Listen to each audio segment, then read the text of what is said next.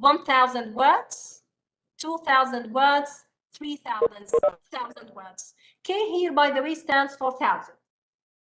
Okay, so if you look at the analysis here, 95% of the words are at the K1 level, which is not bad. It means that the reading passage is kind of suitable for the learners. But if you remember, we said the ideal figure is 98. In order to reach 98, there are 5 difficult words here that we need to deal with. Let's go down and see the words in green. Usually they use color coding. So let's look at the words in green. We have taxi, guest, tourists, again guest and hotel, account, and supper. Supper is very difficult, even higher than 3,000. So now it becomes your decision as a teacher. Imagine that you are teaching reading, or you want to modify a text in order to use it with your students for extramural exposure in class, at least to introduce them to the idea of extramural exposure. What can you do with the text? You have a number of options that you can work with. So based on the results of the vocabulary test and based on the results of the analysis, we know that we have 5 or maybe 6 words that need to be dealt with. What can we do with those words? We have 3 options. Either pre-teach the unknown vocabulary. So before you start the reading activity, teach the vocabulary before you start. Or another option, replace the unknown vocabulary with easier synonyms. Like, for example, we have the word supper. You can replace supper with dinner, which is much easier. And finally, if you find that the level of the text is far too difficult to control, change the text. Then you know for sure that this text is not suitable for the student's level. By the way, this is if you want the academic way of controlling for lexical coverage in reading and listening texts. But as a teacher, from my experience, especially when you teach at schools and it's difficult to administer the vocabulary test to your students, you will develop your sense as a teacher if this is suitable or this is not suitable. Maybe some words are easy for the students and other words are difficult. So if you cannot use the vocabulary test with your students, I would say follow your intuition as a teacher. And if you are not 100% sure, ask a colleague. Your intuition as a teacher says a lot about the level of the text. Okay?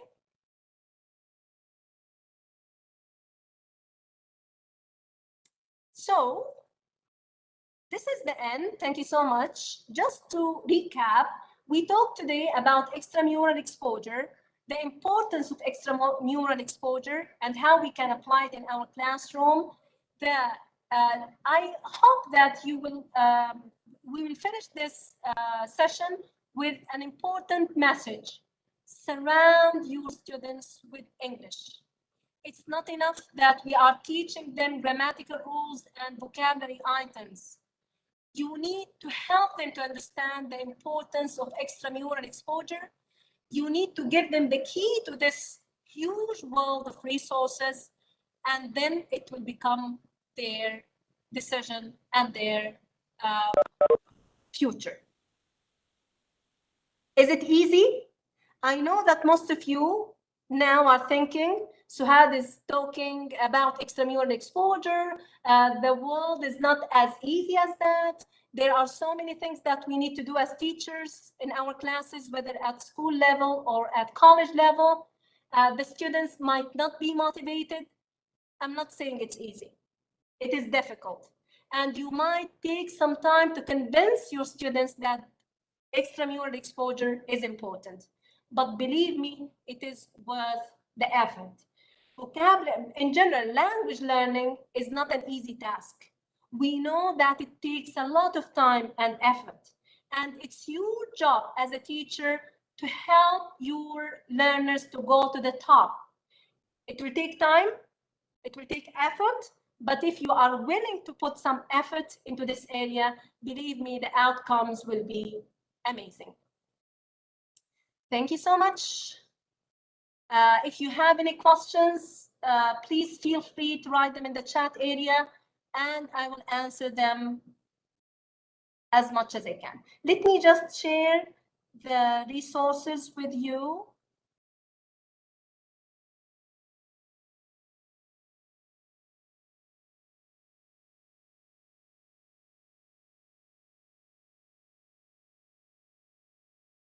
Here is the link again in case you missed it.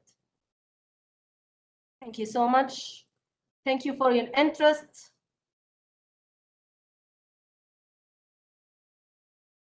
Yes, I just shared the link with you.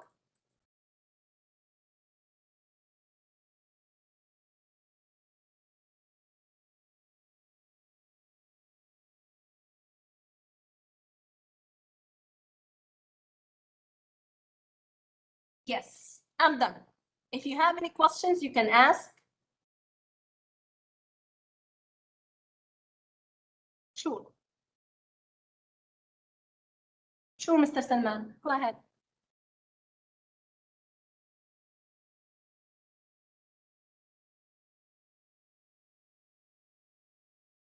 As for the slides, maybe you can ask the organizers at the end.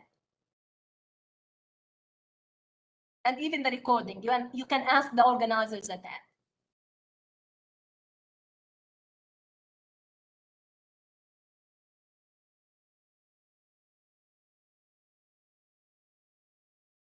Thank you so much, Mr. Salman, for the question. When I administer the vocabulary test with my students at college level, preparatory year, usually they haven't even mastered the 1000 level, unfortunately. So some of them have mastered the 1000 level. Some of them haven't even mastered the 1000 level. At the 2000 level, most of them, they haven't reached that level. And it's sad. It shows that our learners are spending now maybe more than 10 years in school learning English, but they finish school with a very small vocabulary size. It means that they are suffering when they are reading, they are suffering when they are listening, and they are suffering when they are viewing. In my opinion, the only solution is exposure. They need to understand that what they are getting in school is excellent, is important, but is not enough.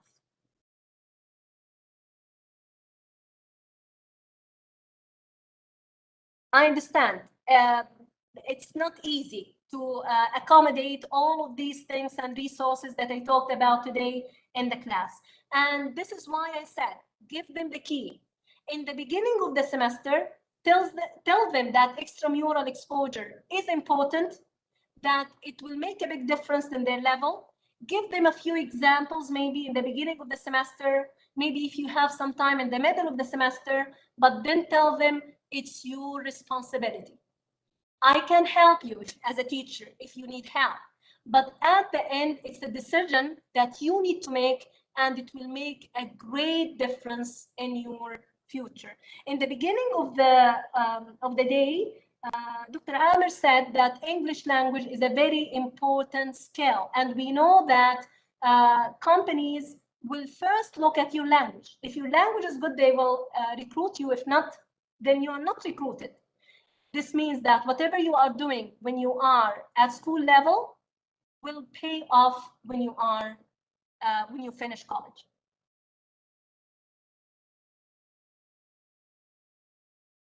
As for the recording, you can ask the organizers at the end, inshallah. I'm sure they can help you.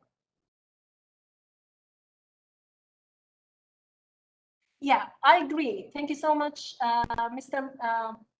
I can't read the name well. It's true that we are teaching students English in order to pass the exam. I'm talking about myself as well. Most of the time when we teach English, whether at school or at college level, we want to prepare them for the exam, we want them to pass the exam, and that's it. Which is a great, by the way, a great aim. It's not bad. We know that we need to prepare our students for the exam.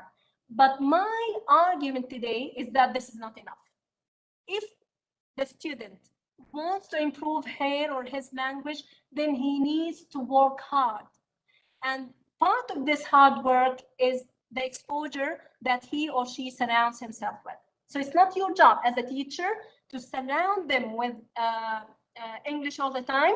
It's your job to give them the key, and then the world is open for them.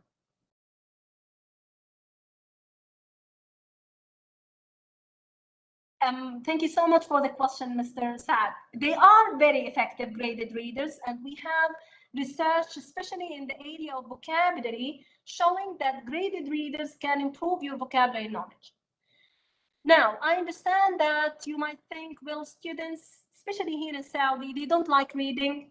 They don't even read in Arabic, not even talking about reading in English. But I think that it's your job as a teacher to motivate them, especially for reading, because usually they are motivated to watch movies, to view things in English. That might not be a big problem, but reading is an issue for most of the Saudi students. Motivate them, maybe give them incentives, give them grades if they have read something online and they came back to you and reported what they have understood. I think here you need to work harder in order to build their, if you want, habit of reading. It's not easy, but I think as a teacher, you can help. That's true. Motivation is a very important factor here. But believe me, when we talk about motivation, it's very important for us to understand that the motivation that should come from inside. The true motivation should come from inside. So it shouldn't come from the exam. It shouldn't come from grades. It should come from the exam. And if you ask me, I would say, let me just go to the beginning of the presentation.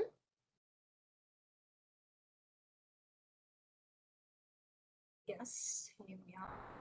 So if you ask me, I would say that this idea of students joining college with a good level of English simply because of being exposed to the language a lot, believe me, this can put them in the mood for more exposure to English. It should come from inside. I can help to enhance the motivation of the students, but it needs to come from inside. Dr. Suhad, we have a question here from Miss Dina. She's asking, what is the best to teach letters separate or capital and small letters together? Thank you so much for the question. Very interesting. To tell you the truth, this is not my area, and I haven't looked at research in this area before. But I will tell you my intuition as a teacher, which is not surely the right answer. My intuition is that it's better to teach maybe one of them before the other, but not together. Why I'm saying this, because even when we teach vocabulary, we have a norm here in Saudi that we teach opposites together. So we teach hot with cold. We teach high with low, long with short. And according to research, when you teach two things that are too similar together, it makes it more difficult to learn.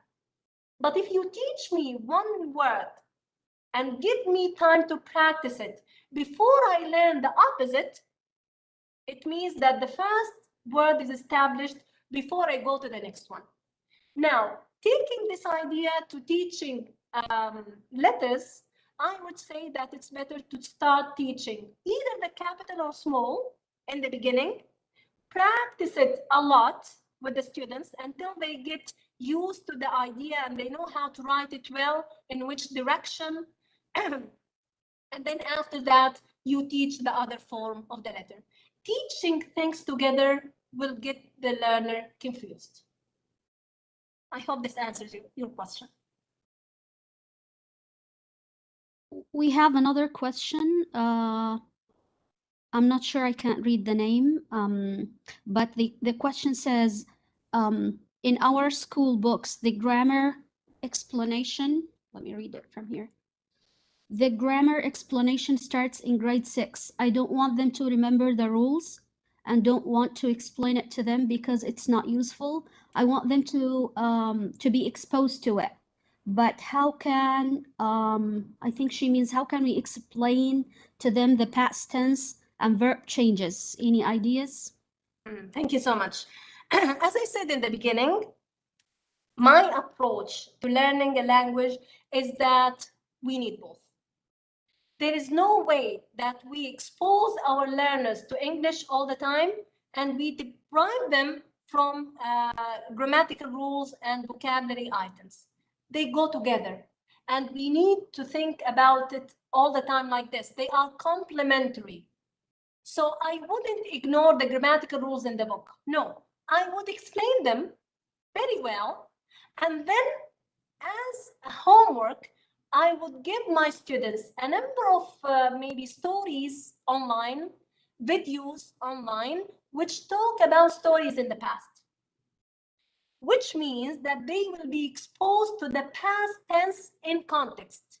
So they have learned the rule, and now they can see how it's applied in context. I think it makes a big difference when two things happen together. And by the way, when we talk about extramural exposure versus explicit teaching, let me say, I would say that if you are teaching grade 1 and grade 2, maybe you should depend more on extramural exposure because the students are not cognitively advanced to understand all the grammatical rules. But once maybe students reach 12, 14, they are cognitively aware and they can study rules in a better way, then you can maybe focus more on grammatical rules. And this is something that I really hope will happen in the future in schools in Saudi. As I said in the beginning, countries in the northern of Europe, like Denmark, like Iceland, so many countries, the students only from extramural exposure, from games, from reading, from listening, from viewing in English, they develop their language a lot. So by the time they are exposed to grammatical rules, they have the base. It's easy for them to understand the story if you tell them a story. But if you start with the rules and the students are still not cognitively aware, they are at grade 1 or grade 2, I think it would be difficult. So I hope that in the future, things will change, at least for very young learners. I think extramural exposure is enough, but then we can add more of explicit teaching as the student gets older. Thank you so much. We have some questions here, Dr. Sohad. Let me just check here. We have a question from, just a minute. From Miss Noura. She says for elementary level, they should be exposed to like more listening material. Is this true? Yes, I think because when you start learning English, especially at a very young age, grade 1 or grade 2 or grade 3, it might be difficult for you to read even in Arabic. They take some time in order to master the reading skill, even in the first language. So when they start reading in English, of course, it will be difficult in the beginning. It will take them maybe a few years to learn all the letters, all the shapes. So I agree. When you are a very young learner, exposure through viewing and listening can be enough. But then as you get older and your reading ability, your recognition of letters improves, then you can be exposed to reading. I totally agree. I think it's very important that if you are teaching young learners, that you understand that it's a very special case. It's not like any other teaching. you need to surround them with the language all the time. You need to make sure that it's very interesting. I have seen it a lot, by the way, with my students at college level. When they join college and they don't have motivation to learn the language, you know what they tell me when I ask them? They tell me, teacher, we always knew that English is important, but nobody gave us the key. Nobody made it interesting. We were sitting there in the class, taking exams, maybe getting high grades in the exams, but deep inside, we know that our language is not improving.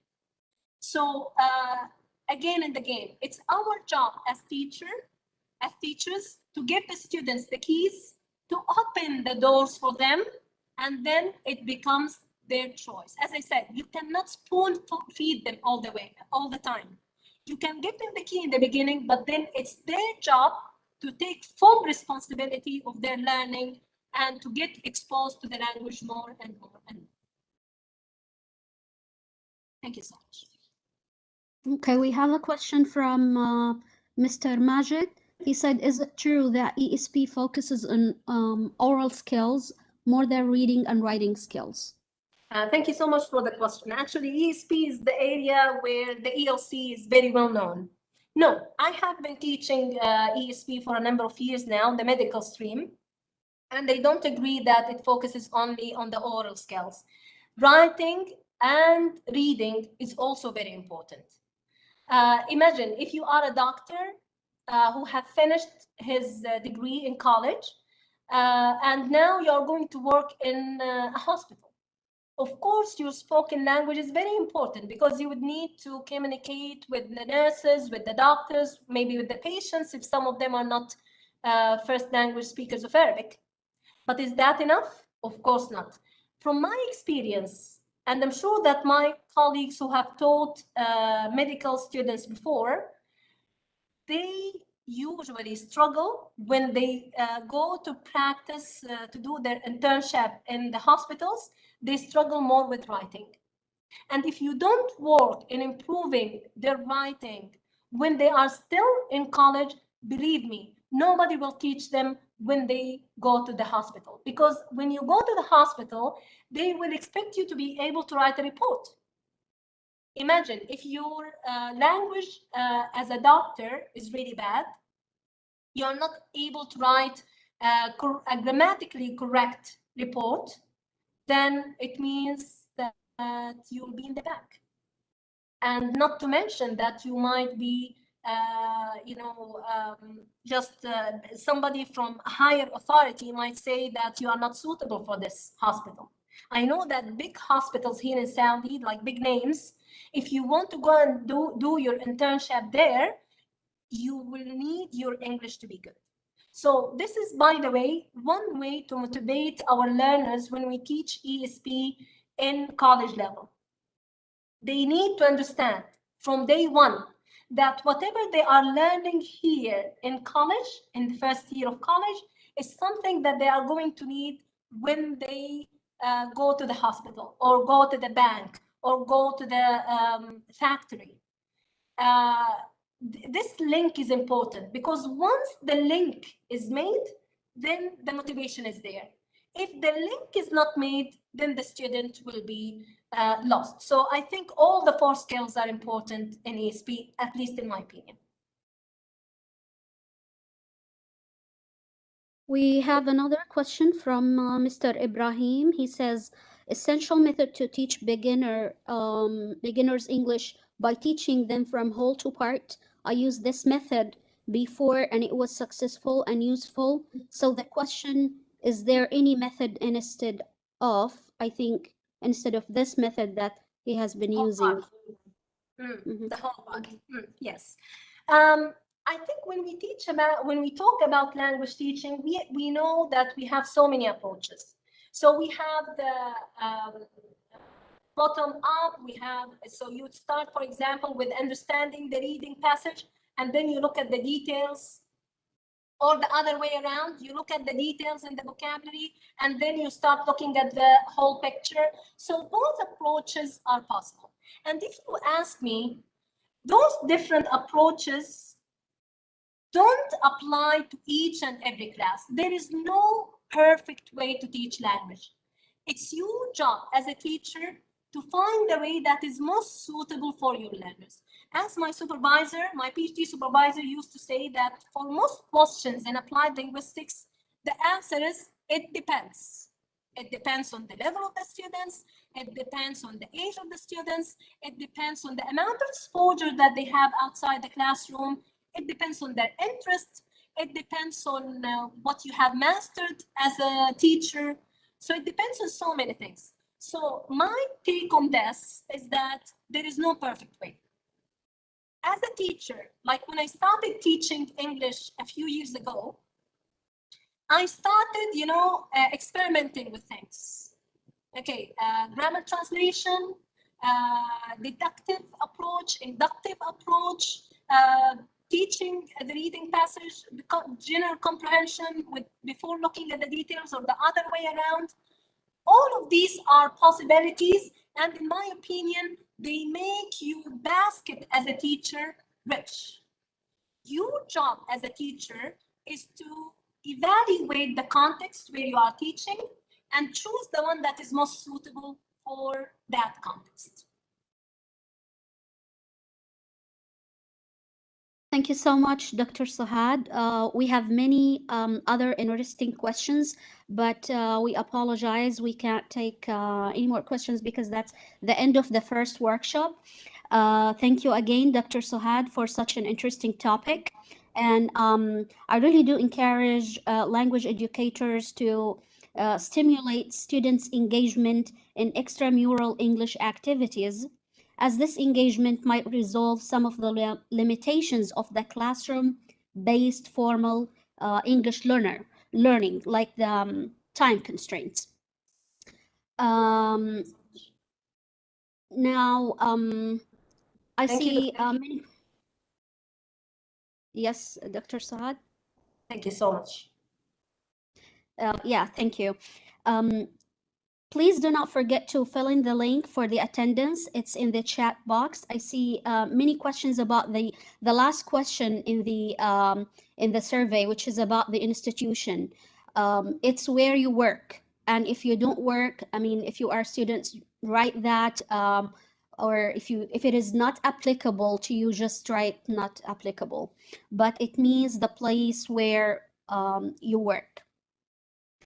Now we have 8 minutes break, and our next session will start at 10:40.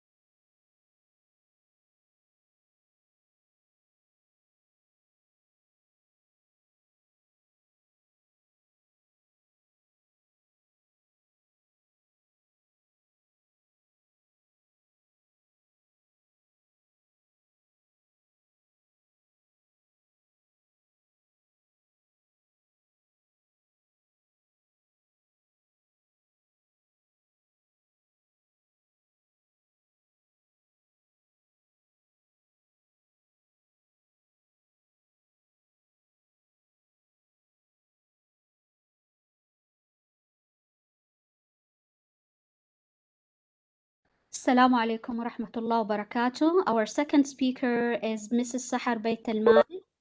Mrs. Sahar is an English language instructor at the English Language Center at Umm Al Qura University.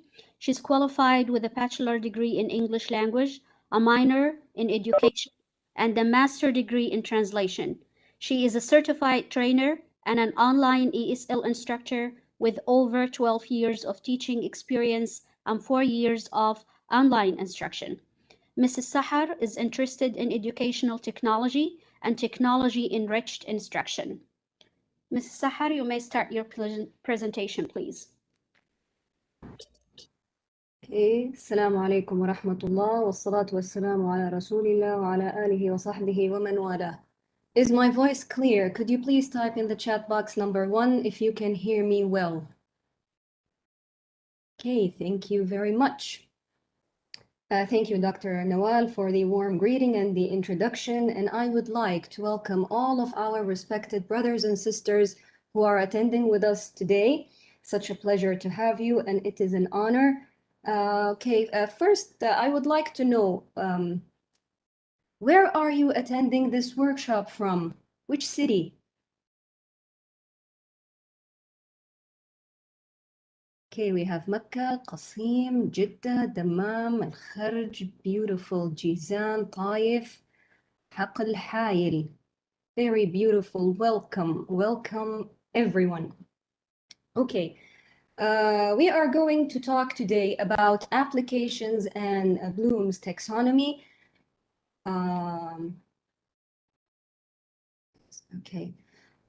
First thing we'd like to start with is this quote by Philip Reeder: "A positive mindset brings positive things." And this is what I want you to start with right now, is to put yourself in a positive mode and try and enjoy this workshop as much as you can. Okay, done this? Okay. Sessions outline. We are going to start by talking about Bloom's taxonomy. Then we're going to explore our students, our digital students. We're going to talk a little bit about the learning environment, comparing past and present. Then we're going to explore 3 applicable learning models that we can actually use these days in the new situation.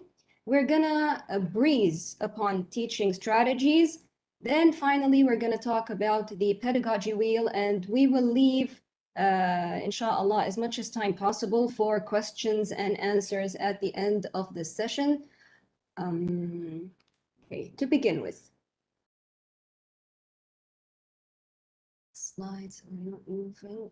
Okay, which level do you teach? If it's a school, which level? If it's a university, just write university. Secondary, intermediate, primary, elementary. Okay, very good. So, mashallah, we are covering all of the levels. Alhamdulillah. Okay, this will help enrich our session for now.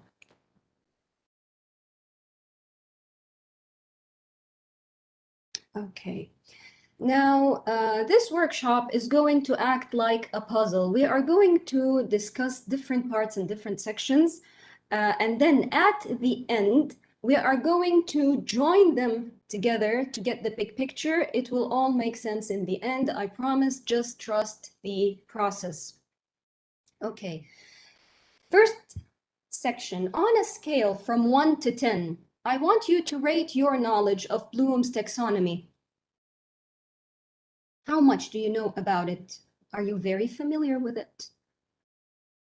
So and so, maybe this is something new for you. MashaAllah, I can see that we are covering all numbers in the scale, no problem. We are going to do our best to clarify it for those who are new to this term, okay, and refresh the memories for the ones who are already familiar with it. Okay. Now, when we teach, we do not do so in a haphazard manner, or we do it at will without preparing. Teaching is an organized act that should be well planned and should have a clear goal or outcome. The most common method to formulate clear learning objectives is Bloom's taxonomy. This taxonomy was created by Benjamin Bloom in the mid-1950s, and he wanted to develop a comprehensive system for describing and assessing educational outcomes. Now, the taxonomy itself originally has 3 sections, or 3 hierarchical models. The one that got the most attention and the most studies and the most shine and highlight is the cognitive taxonomy, or the cognitive domain. And it has 6 levels. The affective domain, which is related to emotions, has 5 levels, and the psychomotor domain, which is related to action, has 7 levels. The cognitive domain is actually related to knowledge, or it is knowledge-based, related to the thinking levels for the students. Okay,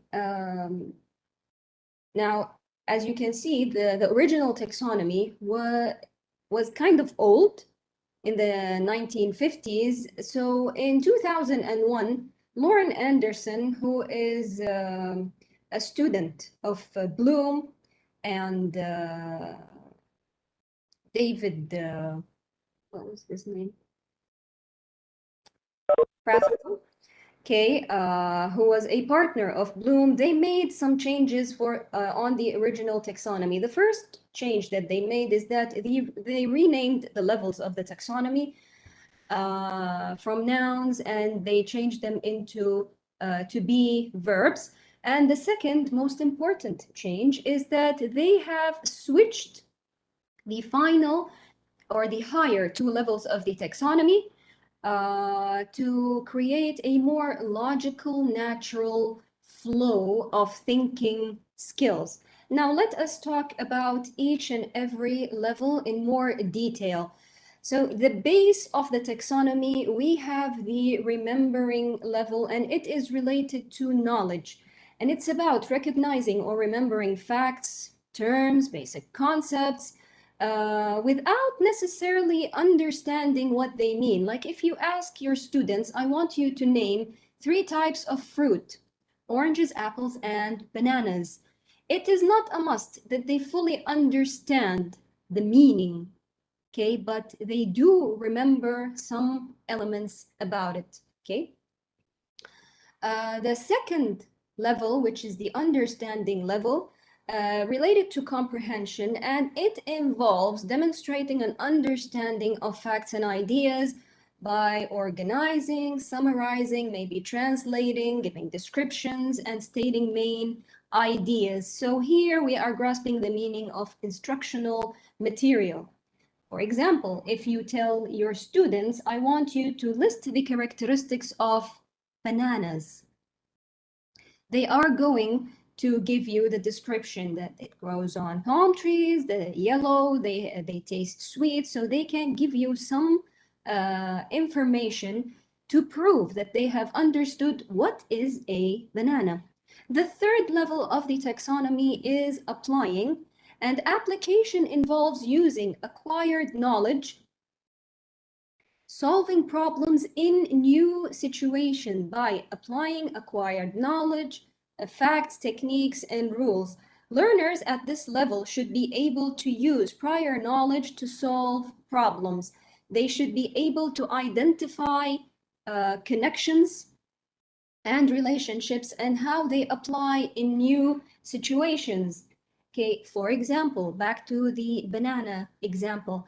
If you ask your students, how can banana help in improving your mood? So they need to understand the components and nutrition facts about the banana, and they would know that potassium is an element that is available in bananas, and this is how bananas can improve your mood. Okay, then we go to the fourth level of the taxonomy, which is analyzing. And analyzing involves examining and breaking information into component parts, determining how the parts actually relate to one another.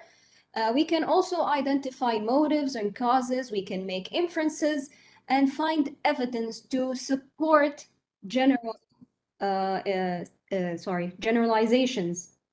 A good example over here is compare 3 ways of using bananas in recipes or in sweets and identify which one is going to be the healthiest recipe of all.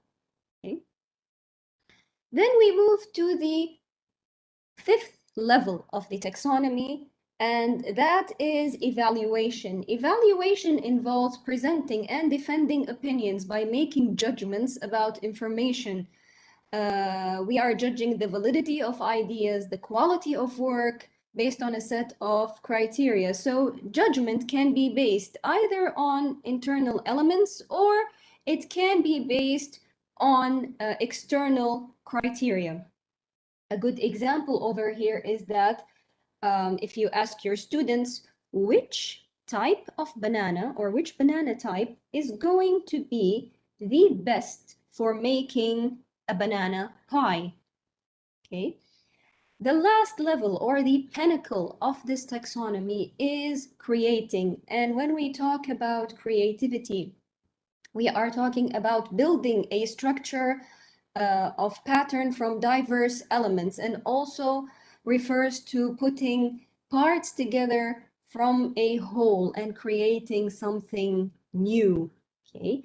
And an example over here can be that to change a banana recipe for a pie from something unhealthy by substituting ingredients or elements and turn it into a healthier option. Okay, I'm gonna show you more examples as we go on. Okay, but we need here to talk about a very important thing first. Now that we have given a general description of the taxonomy itself, usually when we say Bloom's taxonomy, we are referring to the pyramid that I just showed you, and this is related to the cognitive domain, related to knowledge, related to thinking, okay? Now, if you scan the QR code over here, it will directly take you to the table that you have in front of you. I know it's not very clear over here, but you can keep it, inshallah, in your records for future reference. When we form learning objectives, we need to use the proper action verbs that are related to each and every level. And scientists and specialists have, alhamdulillah, made it easier for us when they created such tables. Now, as you can see, with each level of the taxonomy, you have specific verbs that will reflect the level of thinking. Oh yeah, I didn't mention this part over here. When we talk about the taxonomy, as you can see, it is actually divided into half. The first 3 levels are the lower order thinking skills or the basic skills. Okay, and the upper 3 are called the higher order thinking skills. Now, what we want to do is that we want to push our students to reach as high as they can in their thinking skills. Now, studies have shown that all over the world, we are not actually doing that. We are not motivating our students to move higher in the taxonomy. And most of the times we stop at lower order thinking skills. or maybe at the analyzing level. So research have shown that the higher we go in the taxonomy, the lower the percentage of people accessing that level. And in our Saudi context over here, sadly, it is even lower than the world's average. Okay, and this is a problem that we are working on, and we are trying to raise awareness towards this. And inshallah, in the coming years, we can see a change if we start working from now. Okay, so back to our learning objectives over here. When it comes to formulating learning objectives, an important element is to choose the correct verb when you are making your learning objective. Because as I said, when you are teaching, you are working towards a goal. You want to reach something by the end of that activity, or the end of the lesson, or the end of the semester. Okay, now let's take some examples over here. Since most of us are English teachers, I'm going to use the grammar example, and it is the one, the third row. Okay, at the remembering level, my objective is that my students will be able to memorize the rule for regular past verbs. Just simply recite it. If I tell them what is the rule, they will tell me it's the base form of the verb plus ed, or d, or ied. Okay.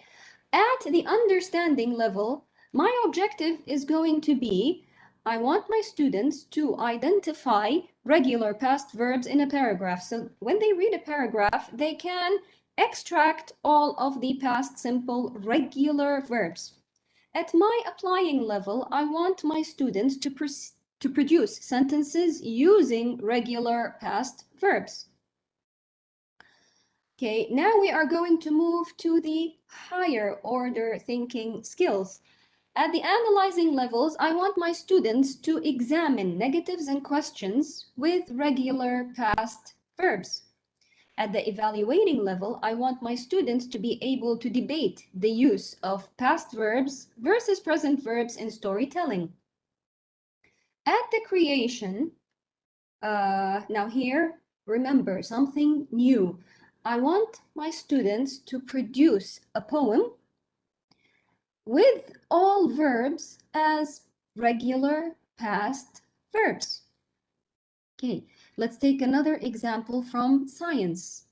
Okay, to check other domains. At the remembering level, I want my students to define pollution. At the understanding level, my objective is that my students will be able to discuss pollution with their classmates. At the applying level, my objective is going to be to examine reasons for pollution. At the analyzing level, I want my students to compare types of pollution and their effect on the public health.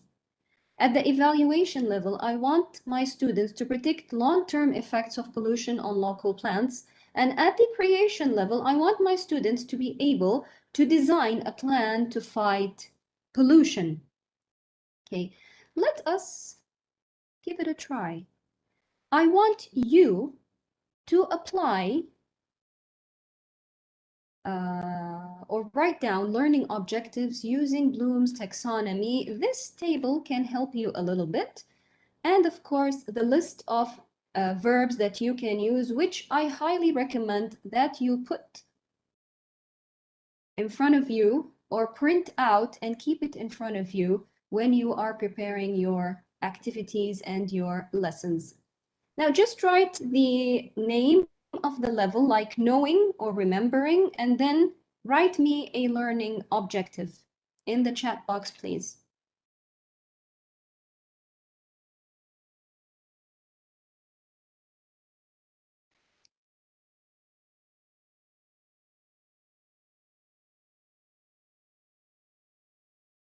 Okay, to list what exactly, Brother Salman? To recall what? Okay, let me maybe go back to the original examples that I had over here. Okay, something like this.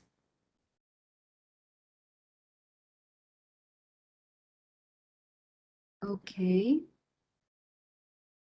Remembering present simple rule, good. Structure a sentence using the past tense. To pronounce letters correctly. Recall the name of some body parts.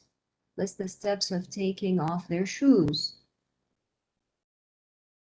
List colors to memorize a poem.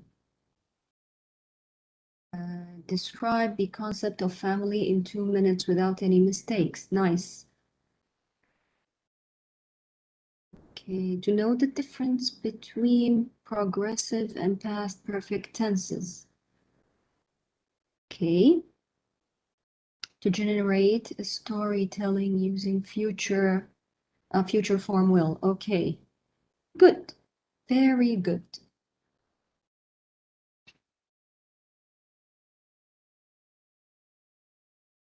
Okay.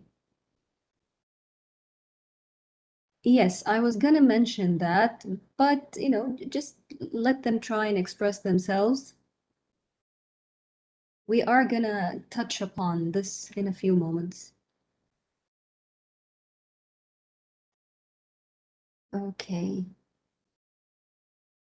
The problem with the verb know is that you cannot measure it. How do you know that someone actually knows?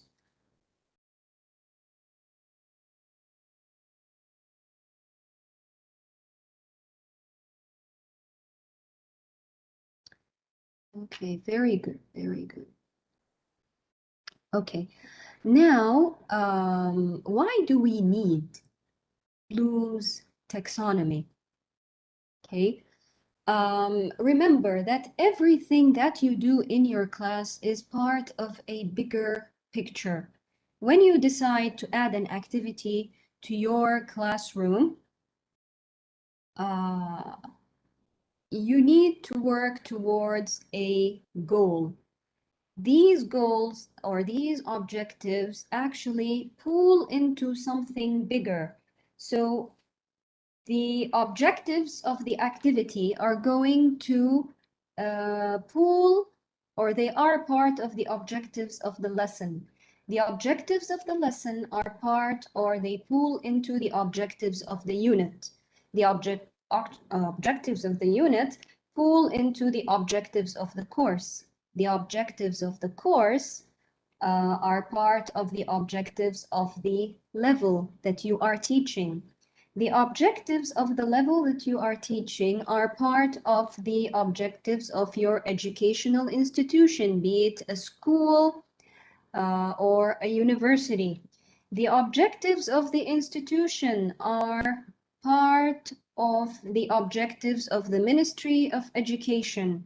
And the objectives of the Ministry of Education are part of the objectives or the goals of the whole country, or what we are working on right now is the 2030 vision. So do not underestimate the time and effort that you put in planning your lessons and working towards something that is clear.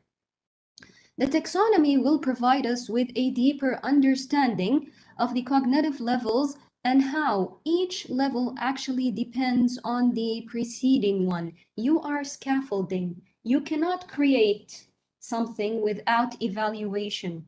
You cannot evaluate something without analyzing.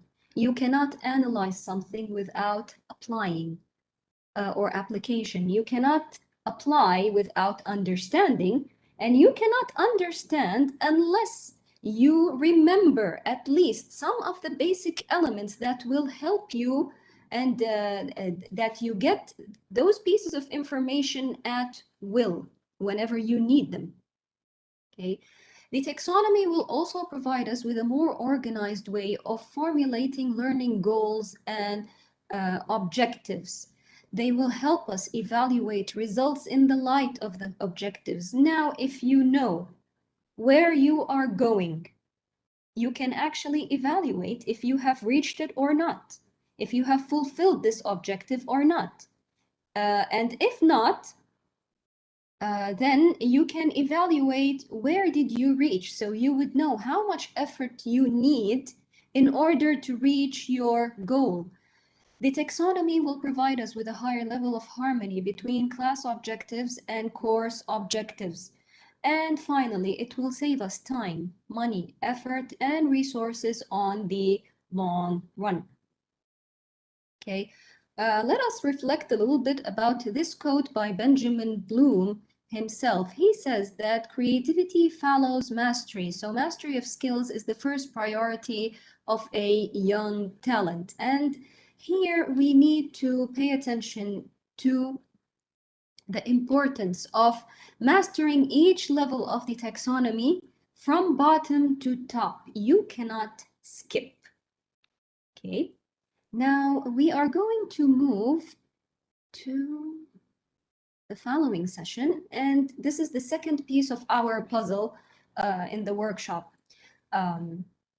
Understanding our students, and this is very important. And also we need to understand ourselves, and we can find the differences between us and our students, and then maybe we can bridge the gap that we already have between us.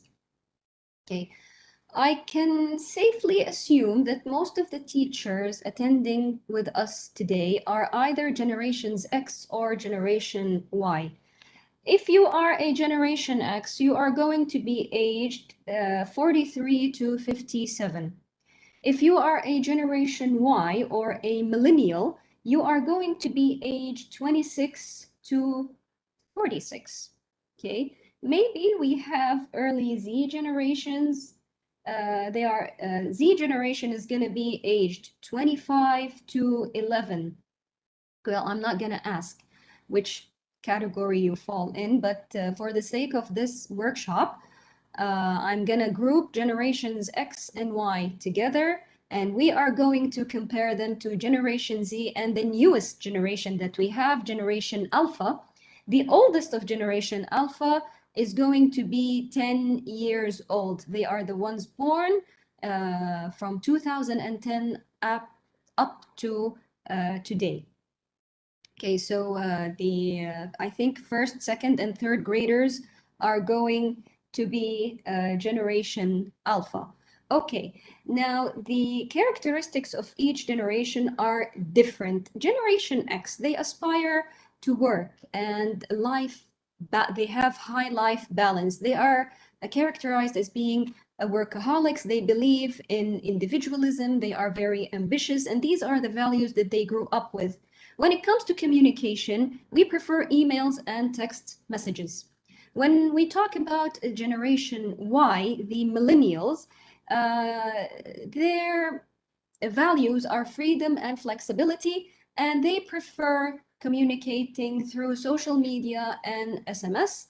Of course, the social media platforms that Generation X and Y use are a little bit different than the ones Generation Z prefer. Okay. Now, the highlight of the generations, the Generation Z, our students, and not only our students, our brothers, sisters, children at home. It is important that we understand they do have special characteristics due to their exposure to digital technology at a very, very early age. And Generation Z, they are called the Centennials, among, of course, other names. Okay. Generation Z, the digital natives, they are the people who were born when digital technology was fully established or is fully established, and it is a reality, it is a fact. They deal with smartphones as an extension to the palm of their hands, while generations Y and X are digital immigrants. We were born prior to this digital boom that we have right now, and then we saw it unfolding in front of our eyes, and then we migrated into the digital era. Okay. Now, as a digital immigrant, I can deal with technology. I can use digital technology fully well. And this has led to something else. I'm going to talk about it in a few moments. Now, but I really need to clarify the difference between digital natives and digital immigrants. We do have different thinking patterns, and this is completely out of our hands and their hands. How so? Studies and research have shown that that the neuroplasticity process, the way that electricity moves in our brains, is completely different. And this has been recorded by MRIs and brain imaging and electrocardiograms, that digital natives, the way electricity moves between their neurons is different from digital immigrants. Okay, now for digital immigrants, we prefer to have our tasks in a single form. You do a task, you finish it, you move to the other one. We have sequential thinking. Even when you are thinking, you think about one thing, then you move to the other one. We prefer dealing with texts, or we are more comfortable dealing with texts. And when we had our education, we had limited resources. Digital natives, our students, they are excellent multitaskers. Their method of thinking is parallel. They prefer multimedia, graphics and motions, and in their education, they have unlimited resources. Let me give you an example and tell me if you agree or not. Okay. Now you walk into the living room, you see your teenage son or daughter or brother or sister. They are sitting on the couch. They are playing a game on their tablet or smartphone. At the same time, they have their headsets with them and they are communicating, speaking with someone else. At the same time, they are eating or drinking. At the same time, when you ask them a question, you will get a response. I can't guarantee the quality of the response, but some response is going to happen. Okay, so playing, communicating, eating, and responding to you. Me, on the other hand, I find it very difficult. If I work on a computer and eat, it's either this or that. It's either I eat, finish my food and work, or stay in the state of hunger until I finish and then go to eat. Regardless of their gender, well, there are differences, of course. The percentages are going to differ, but in general, it's the same. Okay. So this is a very simple example of how they can do a lot of things, even when they are working on their computers or their smartphones. They are not working on one application at one time. They are jumping from one platform to the other, from one application and to another, all almost simultaneously. Okay. Let's move on to another point. Now, as I said, me, a digital immigrant, I can use digital technology in a proper, acceptable, even sometimes in a good way.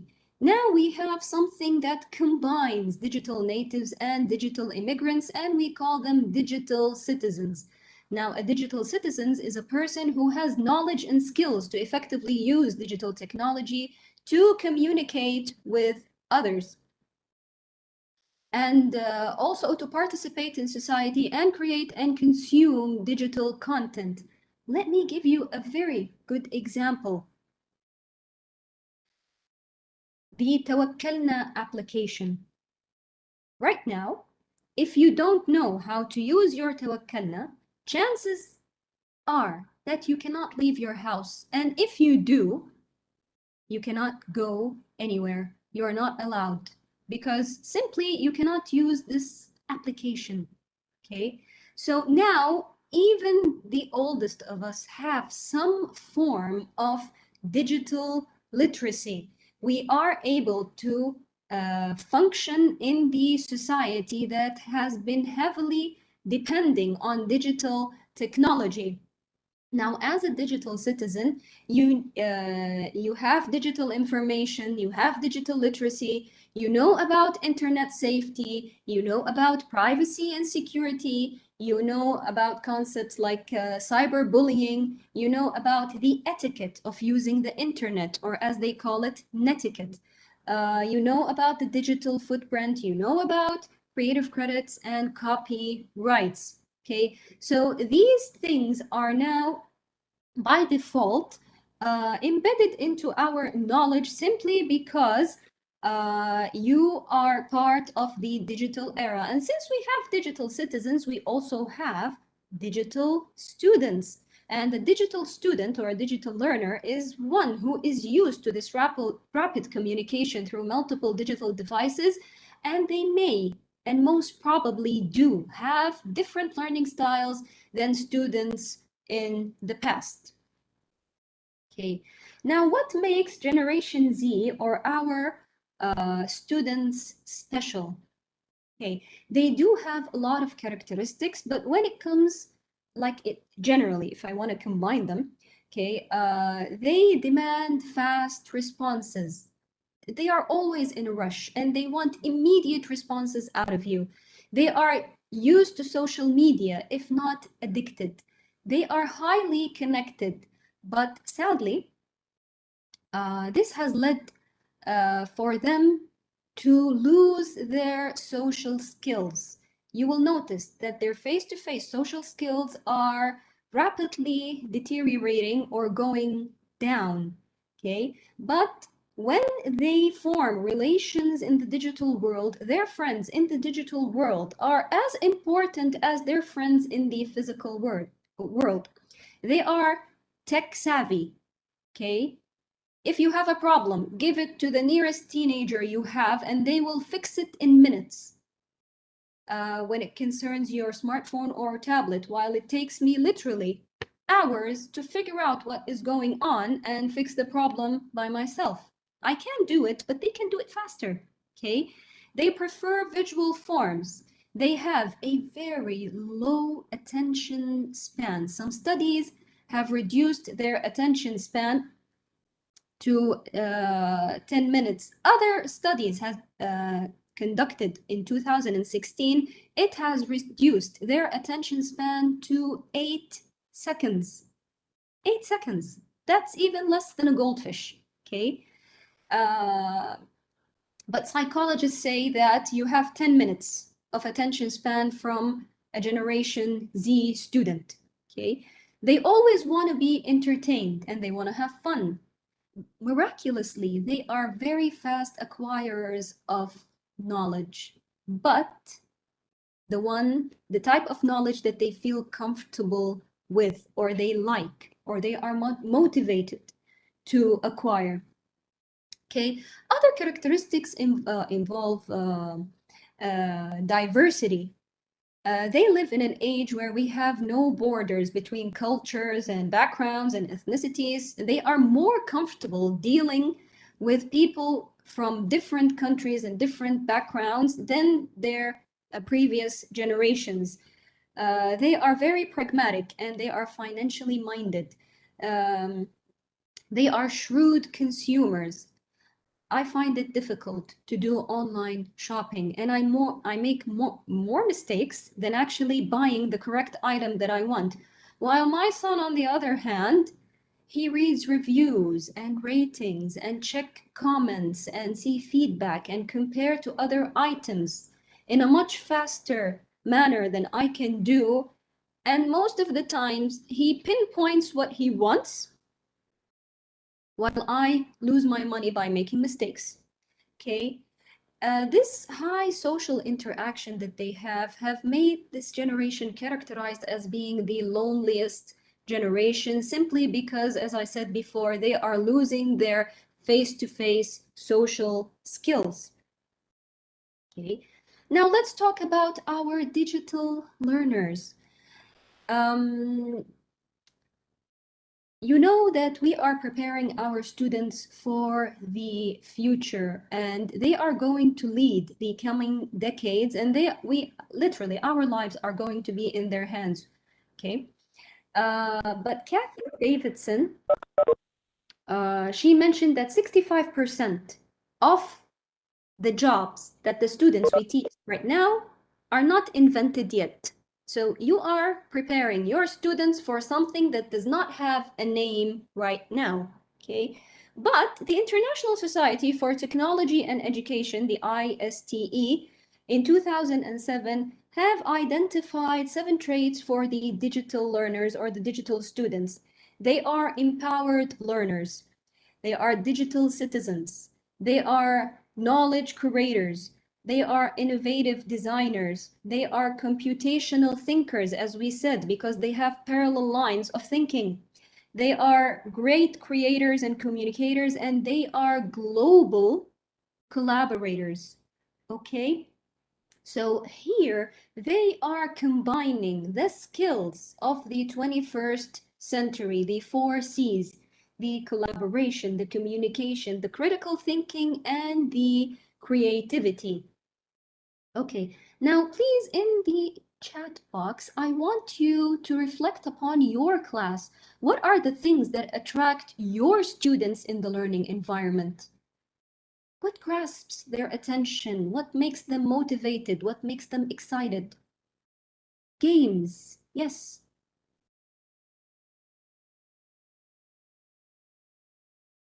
Videos, songs, colors, shows. Is my presentation clear? Can you see my slides? Okay, alhamdulillah, so it's not me. Okay, videos, animation, technology, competition, stories, maybe puppets, okay. Okay, very good, very good. Okay, now as people as students of this coming generation, the Generation Z and the Alpha generation, what attracts them are the following items. First, and I couldn't agree more, is the internet, the Wi-Fi. Now, it started as a joke a few years ago that they added the internet and Wi-Fi connection at the base of the Maslow's hierarchy of need, or Maslow's pyramids of needs.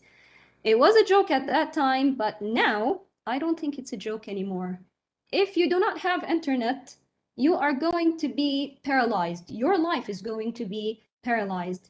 They love communication technology. They love this aspect of being able to reach whoever they want, wherever they want, whenever they want.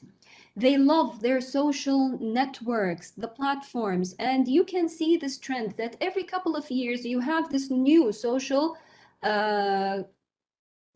media platform that they love using, and they kind of, you know, it is the hype and they want to use it all the time. They are attracted by programs and applications.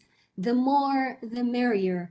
They prefer ebooks, and this is one of the questions that I get almost at the beginning of each and every semester, that is there an electronic version of the textbook that we are using? They prefer to read their books digitally.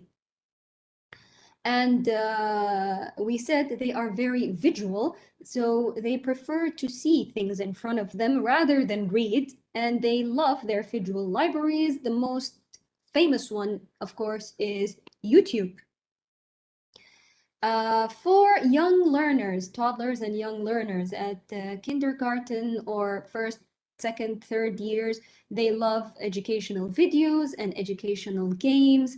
They love animations, they love infographics, which I tend to agree with them because you can put so much information in just one picture that you can have a glance at, and you get all the knowledge that you need, okay?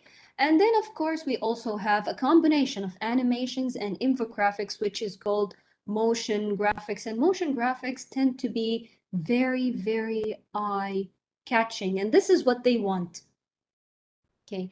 So if you want to motivate your students, use what they like. or at least try integrating it into your class as much as possible. Okay, now you can see that our students really demand different things than we had in our past. So now we are going to compare the learning environments. Okay, I want you to tell me what are some of the characteristics of your learning environment as a student. I know it's different for everyone, but you know, let's say in elementary school or intermediate school, how was your learning environment?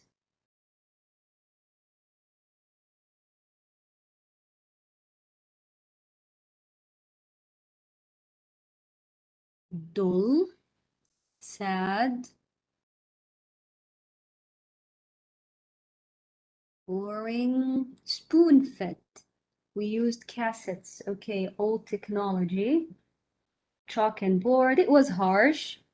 Well, yeah, it wasn't all bad. You know, we are products of that environment in the end, alhamdulillah. But it could have been better, I know. Repeat and recall, blackboard, flashcards. We were serious students, yes. We didn't have much distractors at that time. Videos, presentations. Okay, mind mapping. Enthusiastic, less enthusiastic than our students, or maybe more. It kind of depends on the situation and whether you were blessed with a good teacher or not. No chatting. Limited resources. Thank you. Okay. School books.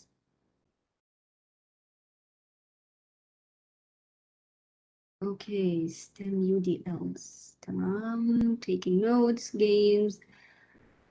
Well, Rimas, you were a lucky person. Fun and very happy. Bless you. Enjoyable lifestyle at that moment. Okay, so to summarize what you have said and to add a few more points. In the past, for generations X and Y, us teachers, we had limited physical space. We were limited in time, limited in resources. We had limited subjects, limited teachers. The whole educational process was teacher-centered. If the teacher didn't give you the information, you wouldn't know, most probably. We had low class interaction. I would remember going a whole day with 7 sessions, different courses, and not opening my mouth even one time.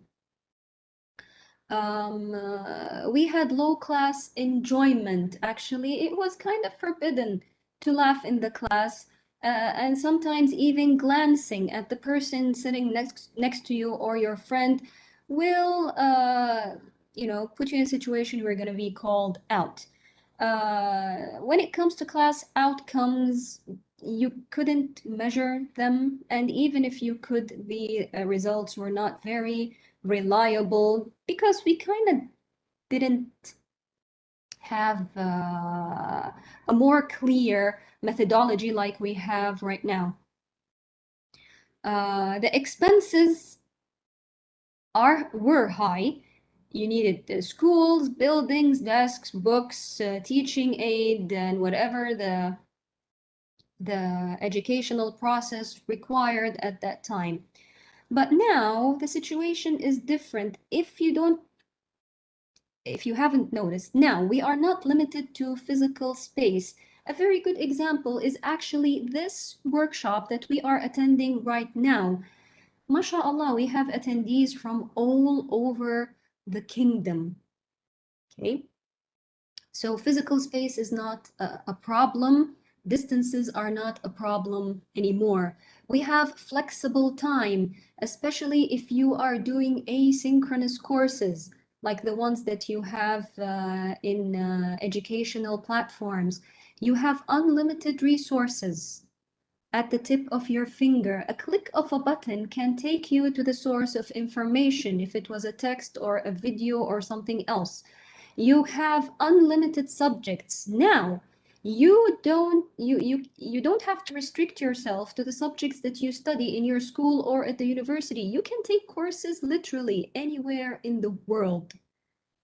And because you have unlimited subjects, you have unlimited teachers. The people who are presenting these subjects are not the teachers that teach you at school or university. Now the student is the center of the educational process. You have higher class interaction and higher class enjoyment, especially if you are using games like Kahoot. It's the most famous one, and a lot of people use it, and students actually enjoy it because the sense of competition and motivation that they get out of playing a game. You have better class outcomes and highly reliable learning objective evaluation. The expenses, the money that we spend, it is still high. It is even higher, but now we spend our money in a different way. Now, a lot of the funding goes to the computers, the tablets, the smartphones, the application, the updating, the platforms themselves like Madrasati and Blackboard, the technology itself. Okay, so I'm not going to say that we are saving money, no, but the way we spend our money is a bit different than we used to do in the past.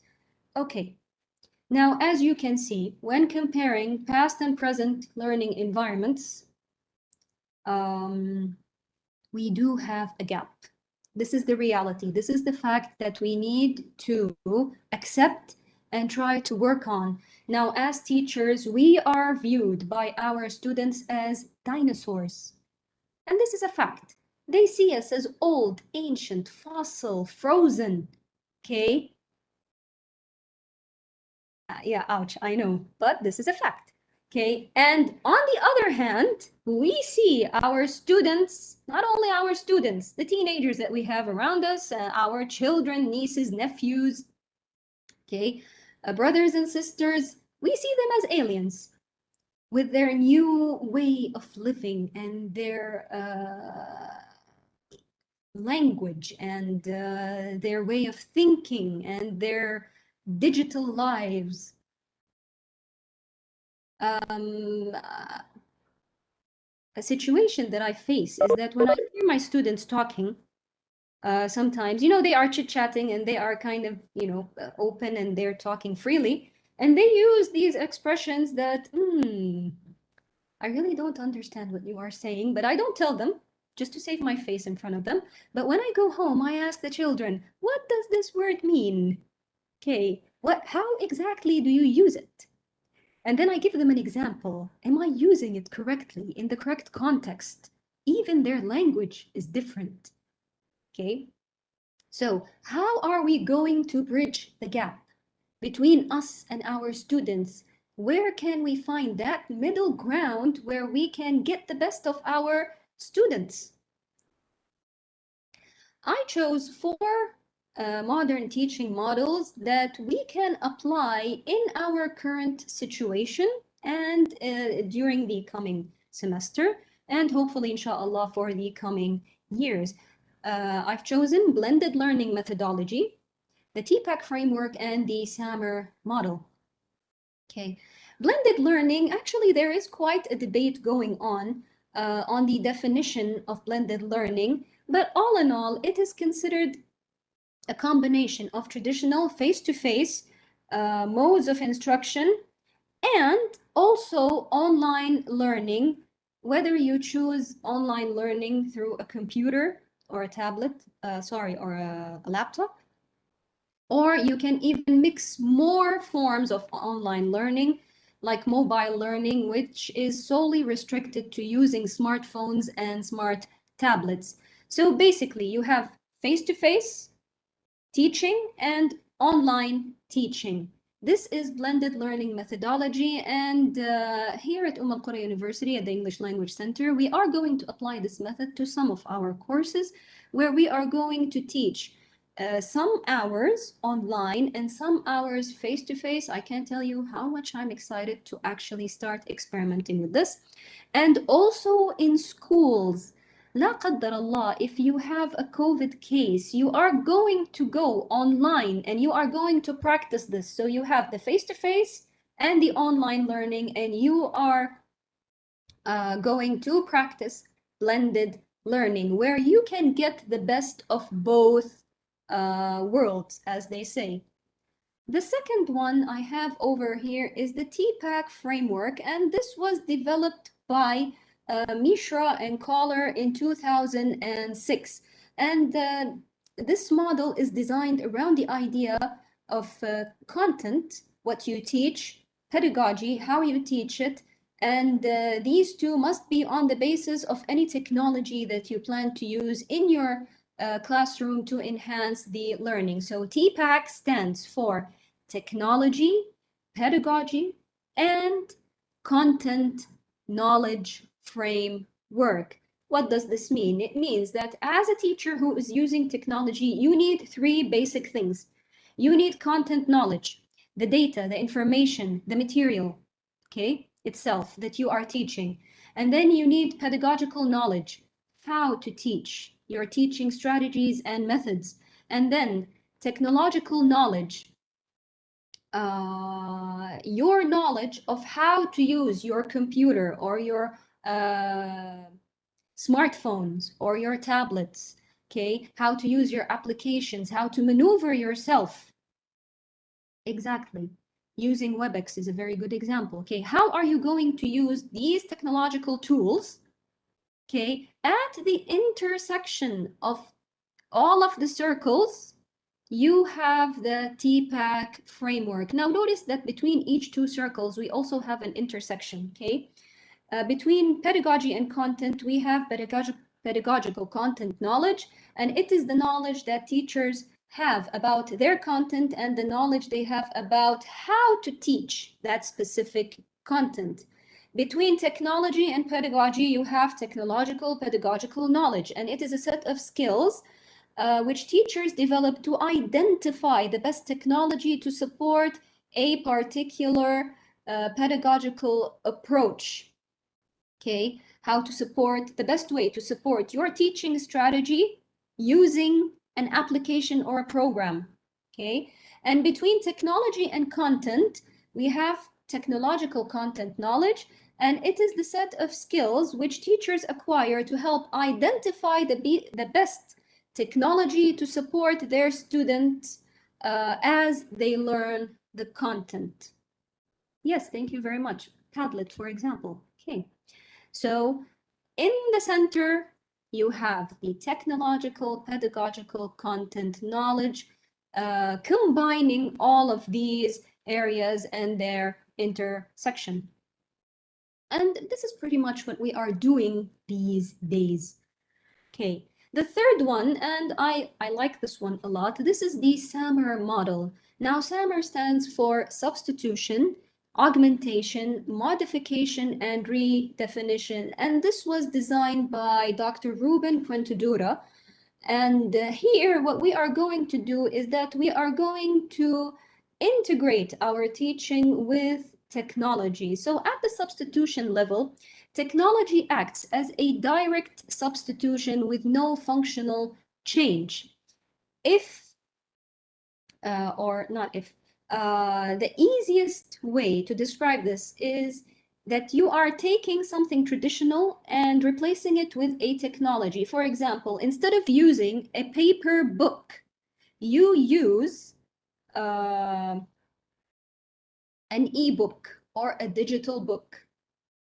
Instead of using paper and pencil, you use an electronic pencil and a tablet or a word processing program. Okay, this is at the substitution level. You take something that is quite traditional and then you substitute this thing with a technology. Okay, at the augmentation level, technology acts as a direct substitute with functional improvement. Here you have enhancement. So when you give your students an article to read, they don't only read the article itself, the electronic article, they can use a dictionary on the spot to explain a few words. They can use the links to go and explore other resources. They can put sticky notes and write their own notes, okay? So this is augmentation. Augmentation and substitution are at the enhancement level. We have another level, and that is, excuse me, just a moment, transformation. At the transformation level, I have the modification. Technology allows for significant task redesign. Here, you are taking your students to a higher level, redesigning the task, okay? I'm going to give you 2 more examples. It will make the idea clearer, okay? And then finally, at the redefinition, technology allows for creation of new tasks previously inconceivable. Okay, let's take some examples.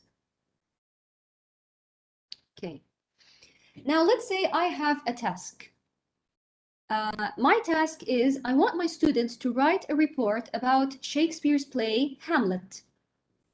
If I'm going to apply the Sammer model, I can start and stop at the substitution level, okay, where my students are going to read the play as an ebook, okay. I can use the augmentation level, where they are going to use electronic dictionaries and links to understand or further understand the play. At the modification level here, something higher, they are going to use Google Docs to write a group report about the play. Instead of each one of them making their own report, no, I'm gonna make them work in collaboration with each other. They can write me one report about the play using Google Docs. At the redefinition level, they can create something new. They are going to create an infographic about the social life at the time of the play based on ideas from the play itself. Something absolutely creative and something new, okay? Let's take another example. My task is I want a list of the top 5 studying habits for teens.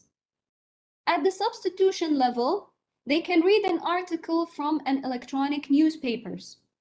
At the augmentation level, they can read other articles using links and resources mentioned in the original article. For modification, they can create a Twitter hashtag, top 5 studying habits for teens, to collect their data. And at the redefinition level, they can construct a motion graphic summarizing the top 5 habits.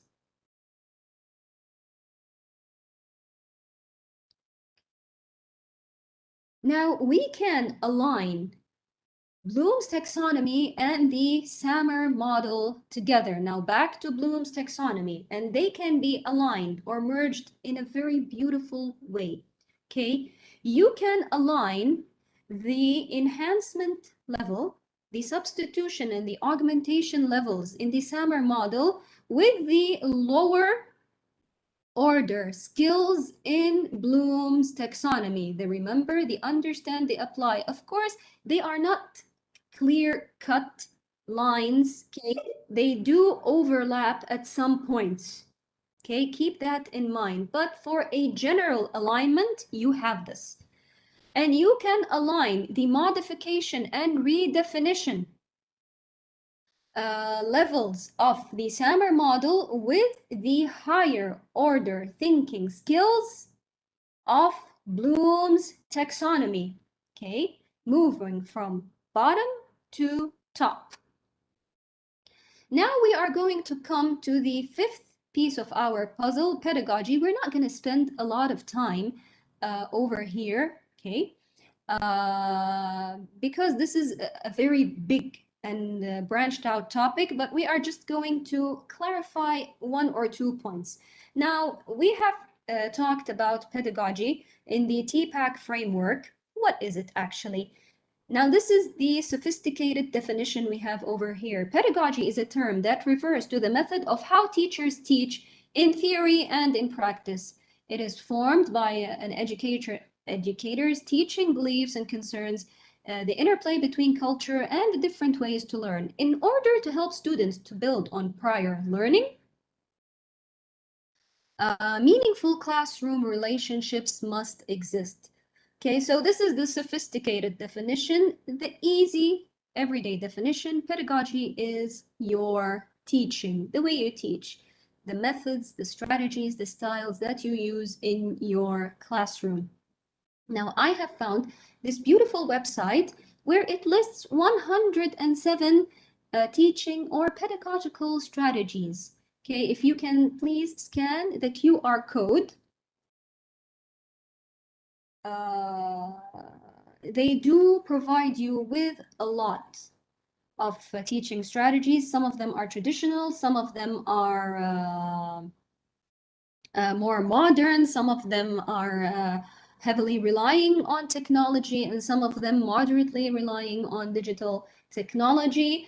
Explore them in your free time. You already use a lot of them, I'm sure, but now you can expand your teaching strategy library, and you can be more colorful when you are designing your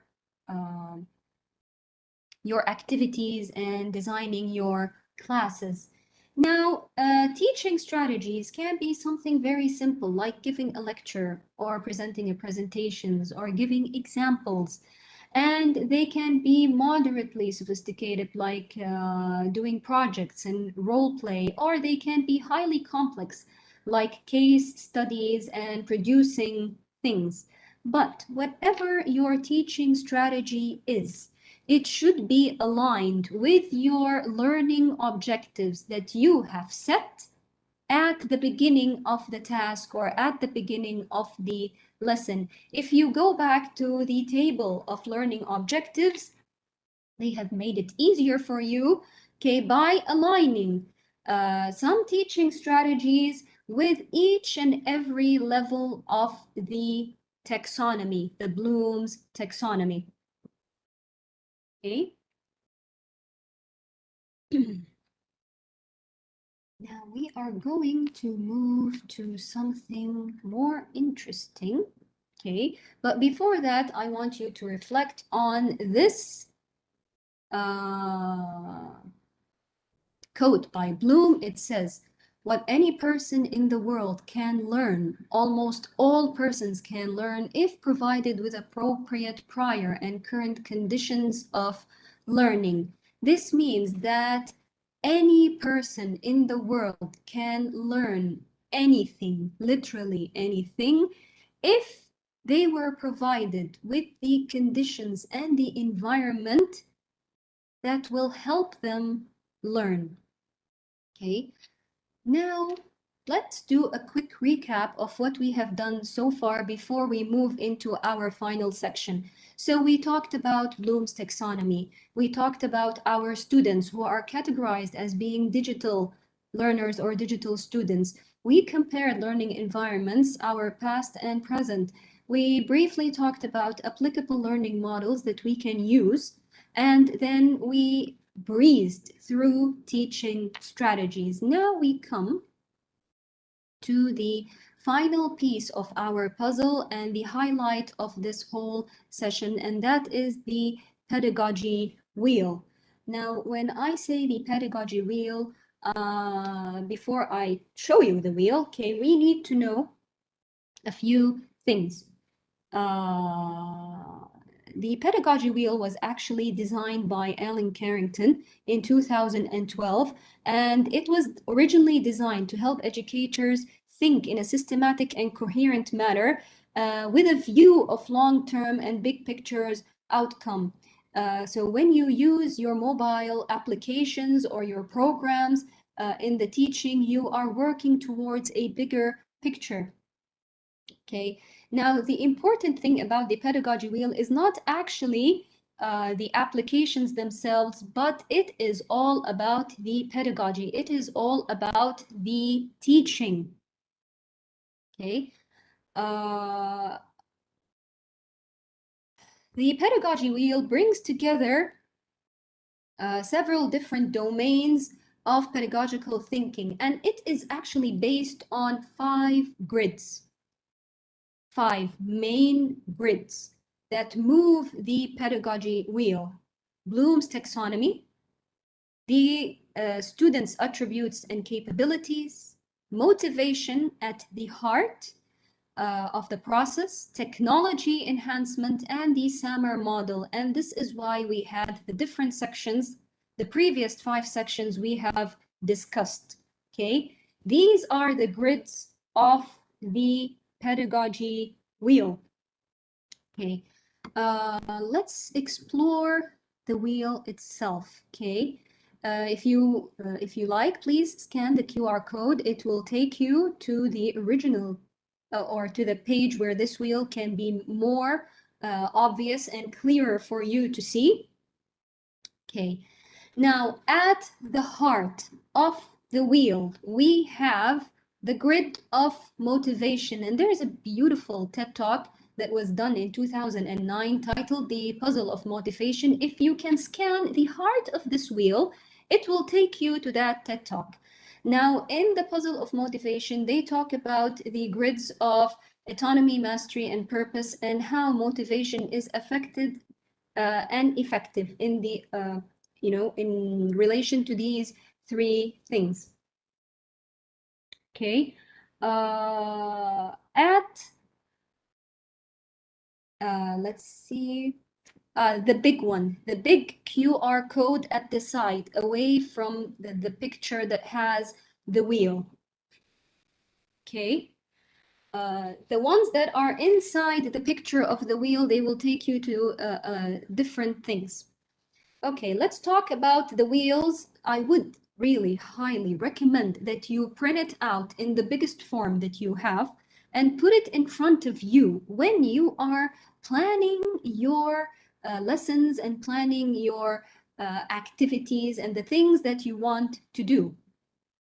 Okay, they are saying that we have a problem with the voice. Can you hear me?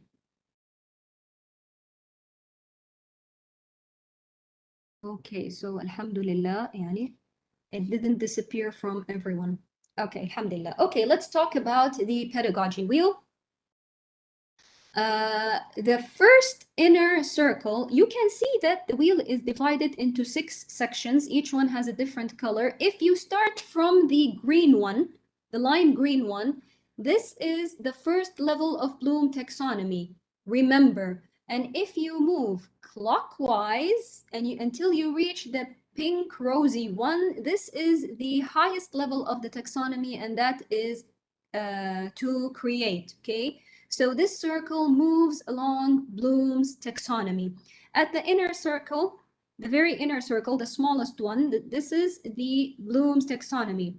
At the second circle, you have the action verbs, the verbs that you use to write the learning objectives for that level of the taxonomy. Then at the third circle, you have activities, and activities are the suggested teaching strategies and methods and ways that you use with your students to fulfill the objective that you have put with your action verbs for that level of Bloom's taxonomy. The fourth one, the fourth ring, is the technology. Here you have suggested or the most famous applications that you can use in your activities to fulfill your learning objectives. And the final circle, the gray one, this is the SAMR model. What do you think of this beautiful thing? So you have the Bloom's taxonomy, the verbs that you can use to formulate your learning objectives, the suggested activities or teaching strategies that you can use, the applications that you can use with each level of Bloom's taxonomy, all within the SAMR model. Okay, it is very useful, it is very beneficial, and it will save you a lot of time. Of course, this is the 5th version. If you compare this one to the first one, you are going to see a lot of difference. The first one was like a sketch. The higher the version of the wheel, you're going to see that they added layers and verbs and applications to this circle. Of course, these are not all the applications. You can use more. Okay, let's go and check out an example of how can I apply this. Okay, let's say I have this task. What are the advantages and disadvantages of social media platforms? Now, I asked my students this question. How are we going to organize the outcome? Okay, here I have 3 columns: the pedagogy, the teaching method we are going to use or strategy. Okay, and at the second column, I have the type of application. And then at the third one, I have an example of the application. If I want to do brainstorming, I can use, for example, a mind mapping application like Inspiration. If I want my students to research, they can use a search engine like Google.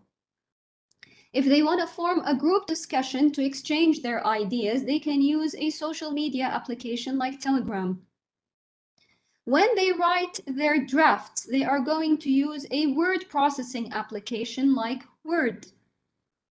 If they want to share their work with each other, they can use a file sharing application like Google Docs. If they want feedback on their work, they can use another social media application like Twitter. And when they produce their final project, they can use a multimedia application like Movie Maker, and this is hitting the creative level of the Bloom's taxonomy. Okay, moving on. Now, with the digital era, now we have Bloom's taxonomy digital verbs. Now this is like probably people who are doing computer are going to benefit more from this, but you as a citizen of the 21st century, you can hit 2 birds with 1 stone by enhancing your students' thinking level and also enhancing your students' technological skills. Okay, so this is another chart that you can use, and it can help you when organizing your activities in the class. Okay, how about you give it a try? Choose any activity and match it with a suitable application. Let me go back so you can have like guidance.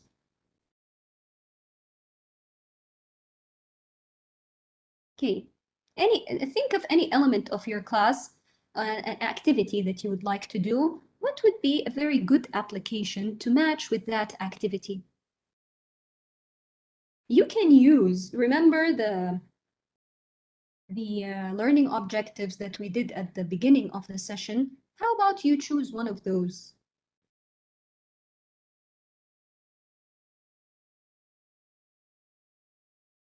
Okay, reported speech, we can use an application like WhatsApp. Sure. Okay, how can I use Kahoot? For what?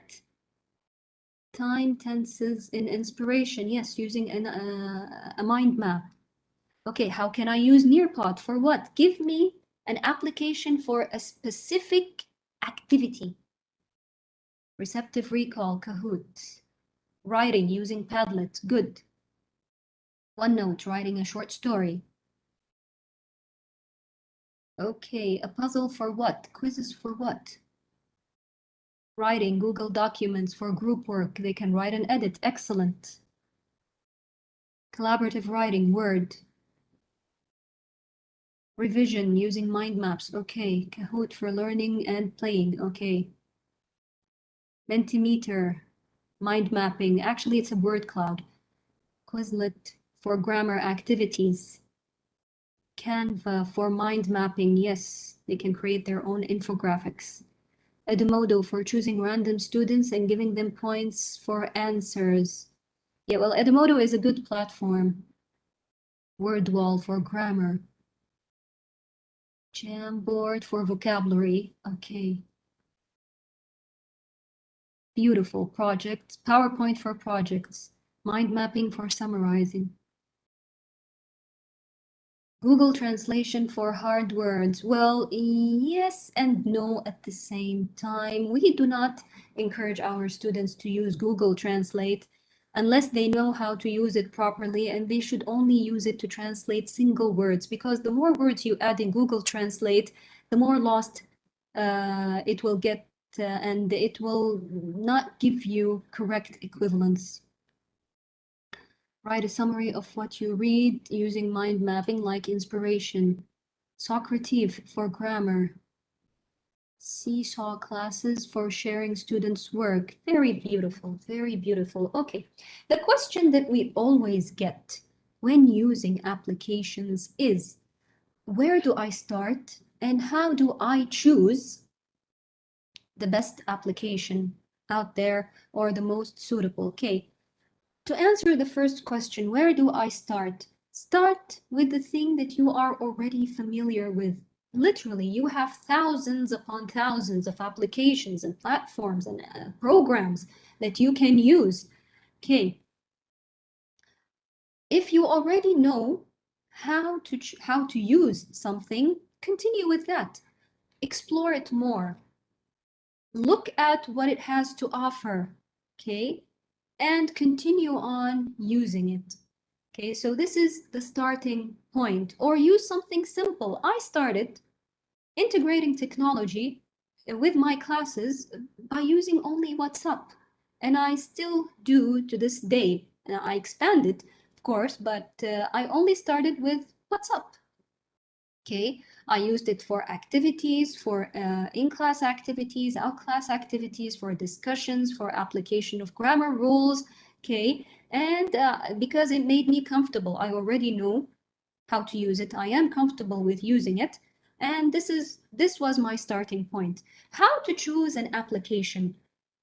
Okay, the first and the most important thing that you need to keep an eye for and pay attention to is that do not choose an application haphazardly or just because it has a fancy name.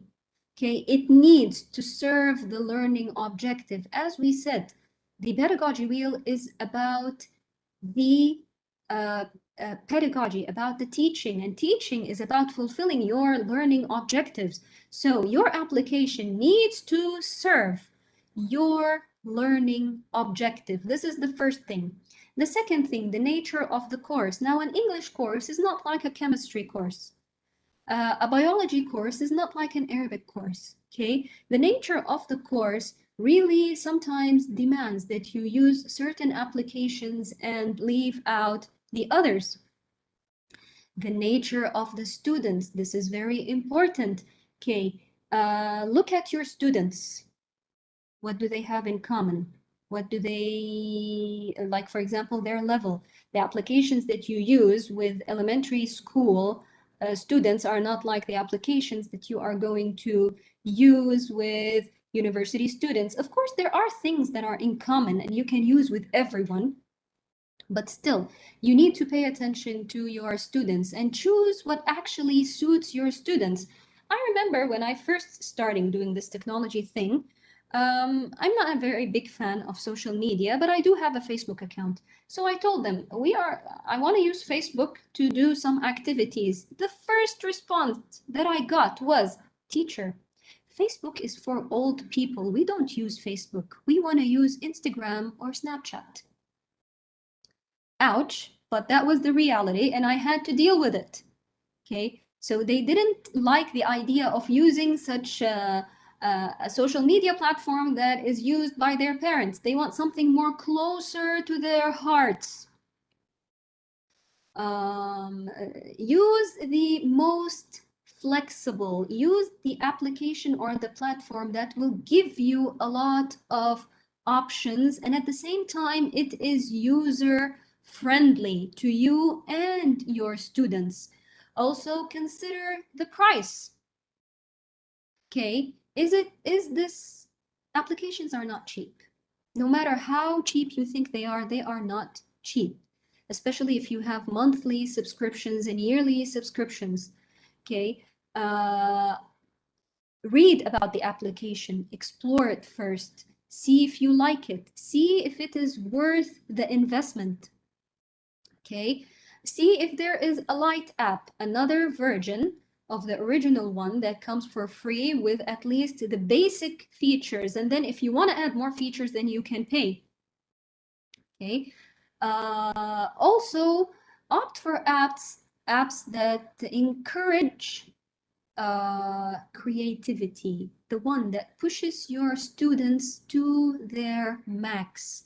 Okay, that will take them from the lowest level of the hierarchy and can move them to the highest level of the hierarchy. Remember, these students see things differently than you do. I remember the other day I was talking to my sister, who's a Generation Z, and we were talking about the Olympics. The Olympics to me is very simple. I see what I see on television. I enjoy the game. Maybe I would comment that this was better, this was worse, this one had a good performance, she had a better performance, and that's it. But the amount of information that my sister gave me was astonishing. She talked about the players and their lives and their trip to the Olympics and the mishaps they had, and if they had previous experiences and their journey and their suffering, okay, until they reached where they reached today. So it was amazing. We were talking about the same thing, but how we preview it is completely different, and we need to accommodate that. We need to harness this creativity and use it to its full potential. Last but not least, do not overdo it. Too much applications can be very distracting. Remember, you are not the only course. Okay, you are not the only subject. They do have other courses. They do have other subjects that demand their attention and time, just like the one that you are teaching. So one or two applications in addition to the platform that you are using would be more than enough to give color, to give taste to your classes, to increase enjoyment, to keep that motivation alive in your students. Okay, I would like to end with this quote by Benjamin Bloom again. Okay, that education must be increasingly concerned about the fullest development of all children and youth, and it will be the responsibility of the schools to seek learning conditions which will enable each individual to reach the highest level of learning possible.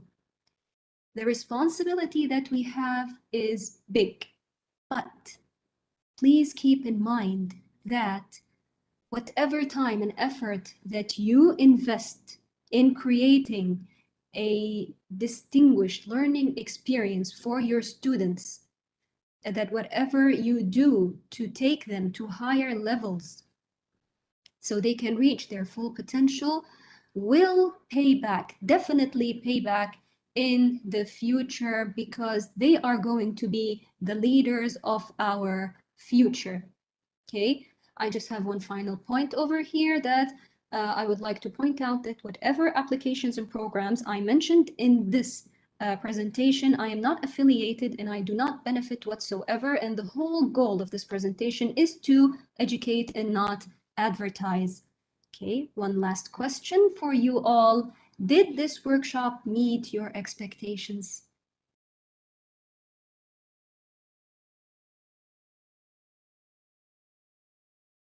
Thank you. Hopefully that you have added to your knowledge at least something, one piece of information.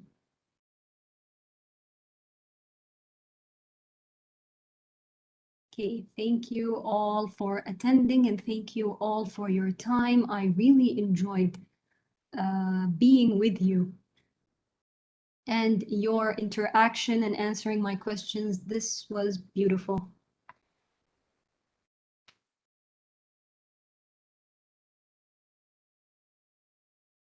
Okay,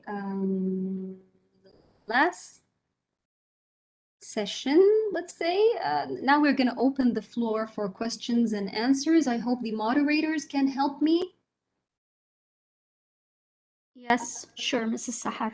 Okay, they were asking about rewatching the session. To my knowledge, that this is recorded and it's going to be on YouTube, if I'm not mistaken.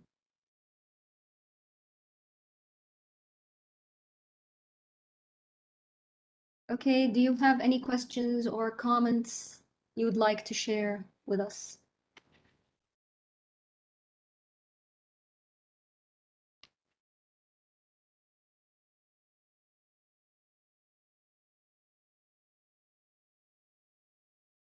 The English Language Center channel on YouTube.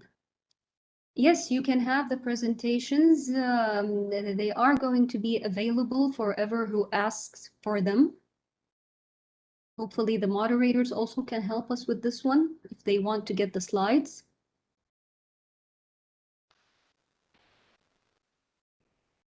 We will let them know later if all of the presentations are shareable. Okay, okay. Okay, this is my contact information if you are interested, my phone number and my email. I do respond very well to WhatsApp and SMS messages. Not so good with phone calls, actually. I don't answer to strange numbers. Applications I use in the classroom besides WhatsApp. Well, it depends actually on whatever suits the nature of the course. Since we already work on Blackboard in the university, Blackboard provides us with a lot of options, okay, to enhance our online experience. But in class, I prefer using WhatsApp until recently. Maybe in the future, I might use something else, okay, to add to my classes. I know it's a disappointing answer, but this is the reality. I used Instagram for some time. I used Facebook for some time. So I usually rely on social media platforms because they give me like a lot of flexibility and freedom to move with these students. Okay. Well, thank you so much, Mrs. Sahar, for such an interesting presentation and for enlightening us about this useful framework. It does guide educators in general to develop higher levels of thinking process for critical and creative thinking. Thank you again. Thank you very much. It was a pleasure, and I hope to meet with them, inshallah, either in person or online in the near future. Inshallah, thank you. Now we will have like 15 minutes break, and the third workshop will start at 1. See you then.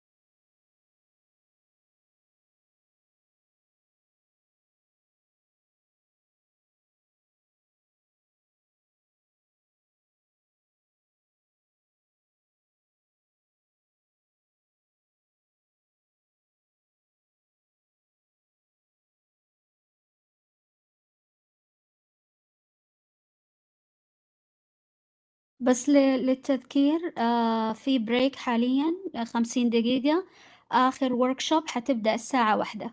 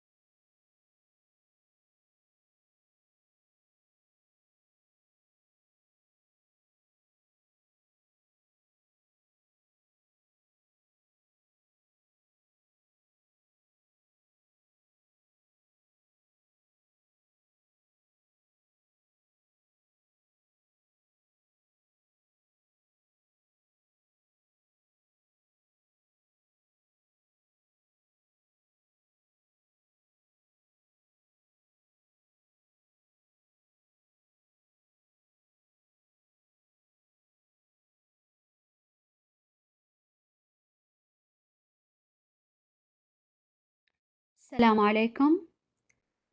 Welcome back.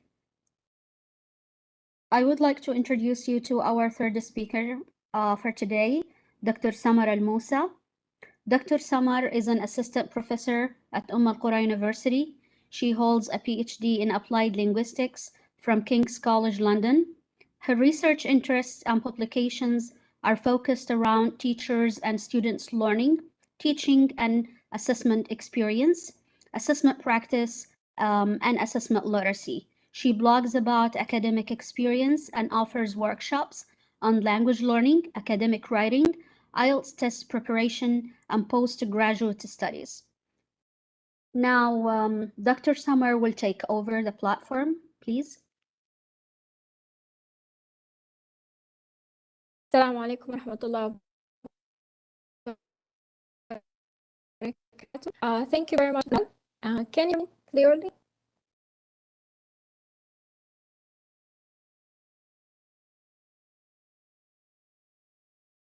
Yes, excellent. Okay, so as thank you very much, Dr. Nawal. I'm very excited to be here today. It's such a great day with great educators and great topics. So today I will talk about what I'm specialized in, which is language assessment. My PhD was focused on classroom-based assessment. And today, as we are living in the 21st century and we're talking a lot about 21st century educators, education, learners, lots of talks about creativity. So today I will link between how we can unlock creativity in our classroom, in our daily classroom assessment.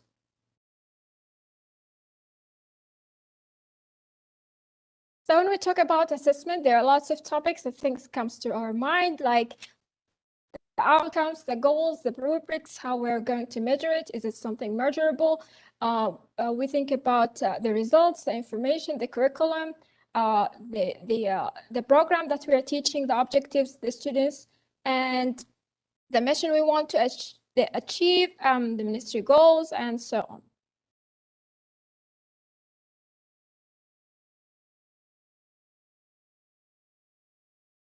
So I have a question. The first question I want to ask you, I want to know about your background in assessment. So the question is, what's your background in assessment? There are two ways to answer. The simplest way is in the chat. The other way is to use Slido, slido.com. So for the slido.com, the code is 591192. So do you have a background in using assessment through self-study? Like reading books, articles, or webinars, courses, online, face-to-face, or none? All the above? Great.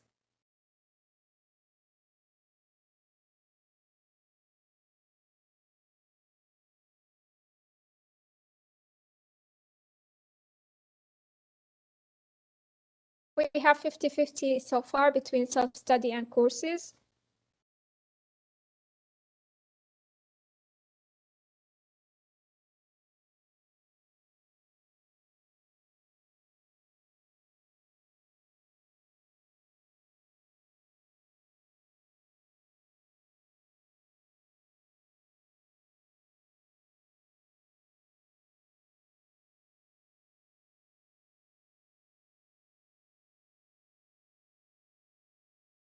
Okay, self-study or self-exploration is more people. And some people are saying all the above don't have that option, but yes. Different courses now, they are offered online or face-to-face. Also the webinars that you can register in online, like through Future Learn, Coursera, and other websites.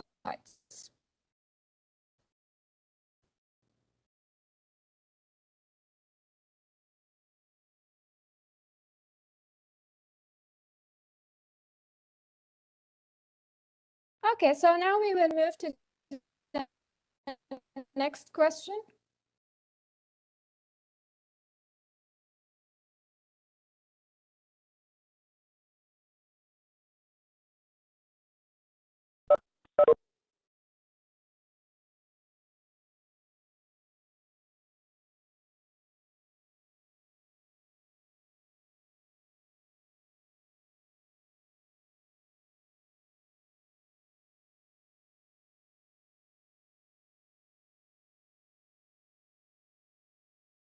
My main concerns when it comes to assessment, is it the tasks, is it the time, is it the resources, either the student's level or the curriculum?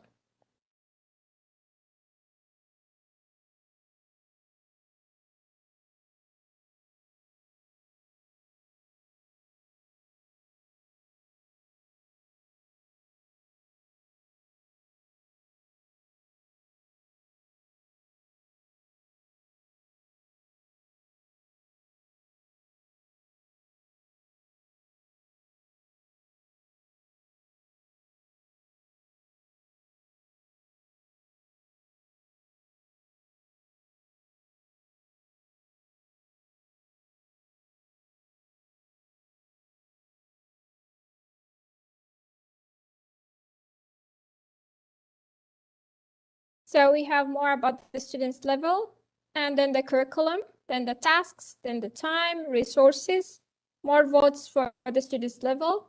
So it seems it's the main concern.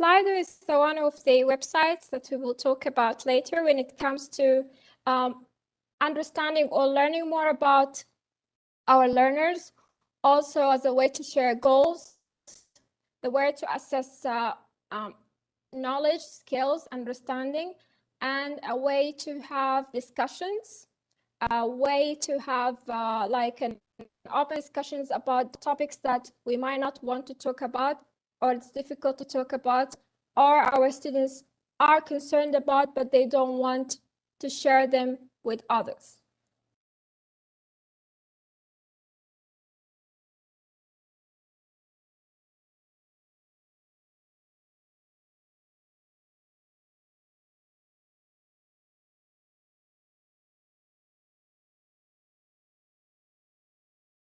Okay, so today's topic or today's session, we will focus on assessment concepts. So we will start by looking at main concepts that we want to be remind ourselves about. And then we will talk about student and teacher assessment literacy, what it means to both us as teachers and our students. And then we will talk about myths and misconceptions about assessment. Then we will talk about unlocking creativity in classroom assessment. Classroom-based is that any kind of assessment that we do in the classroom as teachers, and it's day-to-day kind of activities. And then we will see some practical activities. So the first thing that we want to look at is assessment dimensions and our priorities when it comes to assessment. Assessment education, we learned the importance of having assessment purposes, assessment processes, and fairness and theory, assessment theory.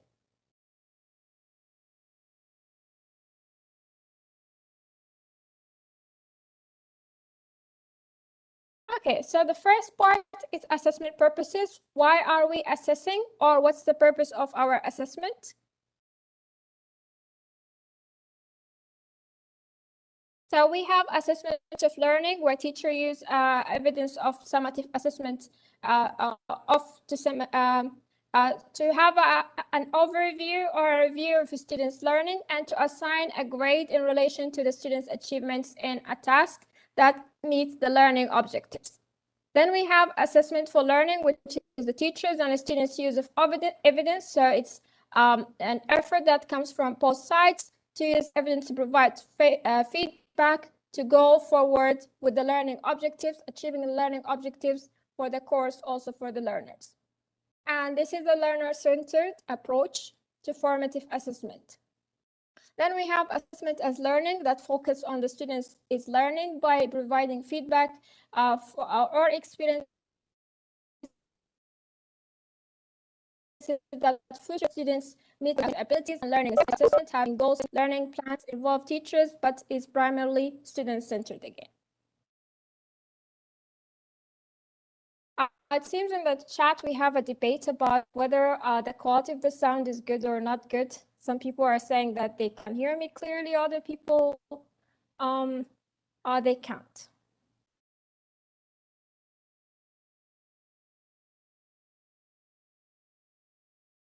So there's two sides. I don't know. I have to go with which side.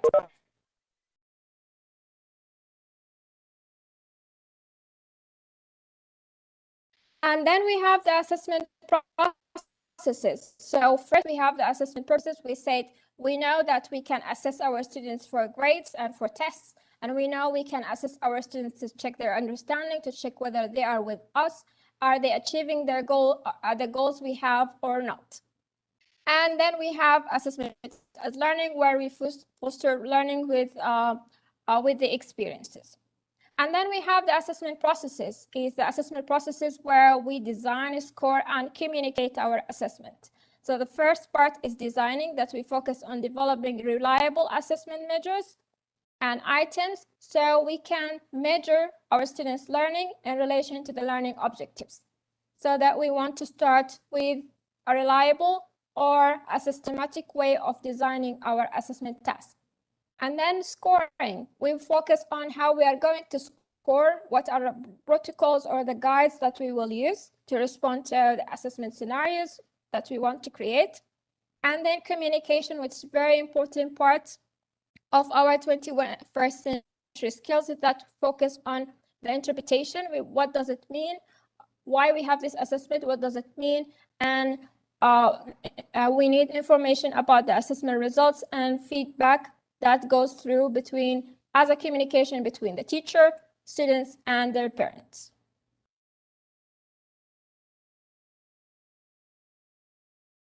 And then we have assessment fairness. It's very important that when we assess, it's a fair process. One part of it is standardized. When we talk about standardized assessment, it means that it has equal protocols for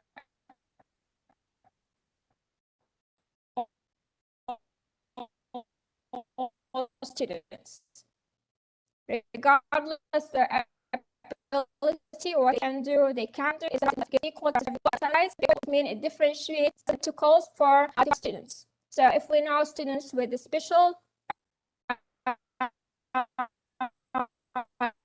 education or a certain part, and we know that we have to achieve the assessment protocol to affect everyone. And then we know it's differentiated. Differentiated, it means individualized learning opportunities and assessment that address each student's unique learning needs and goals. It means we don't have the same assessment for the whole subject or the whole course. For example, we just don't focus on having only tests. We want to differentiate. It means that we want to give our students different ways to show their ability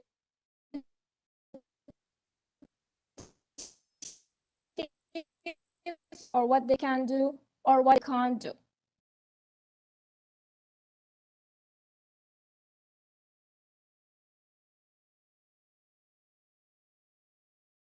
Here is an example of assessment fairness. Equality, so the assumption that everyone benefits from the same support, that's in the equal treatment that we have. Then we have the equity, is that everyone gets the support they need. So when we know this is when we talked about we want our assessment to be equitable, it means when we know that some of our students, they are special need or they need special attention, that we make sure that the task is suitable for their level.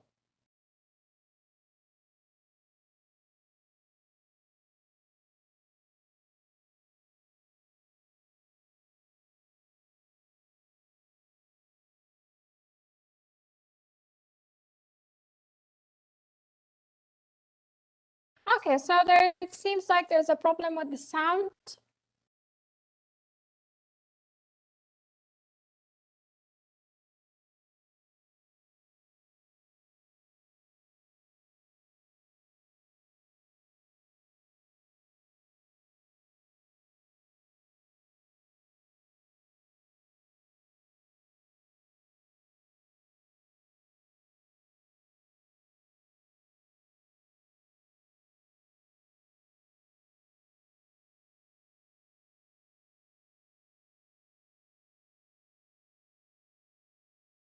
when we talk about justice, it's more like we know that everyone has the equal opportunity or without the support.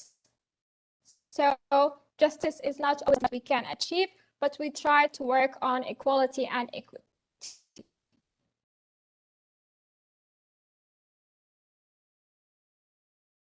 And then the last part is the assessment theory. So assessment theory, reliability, validity, and mixed. So when we focus on reliability, we work on to ensure that our assessment is consistent and results within assessment and across the time periods and between teachers.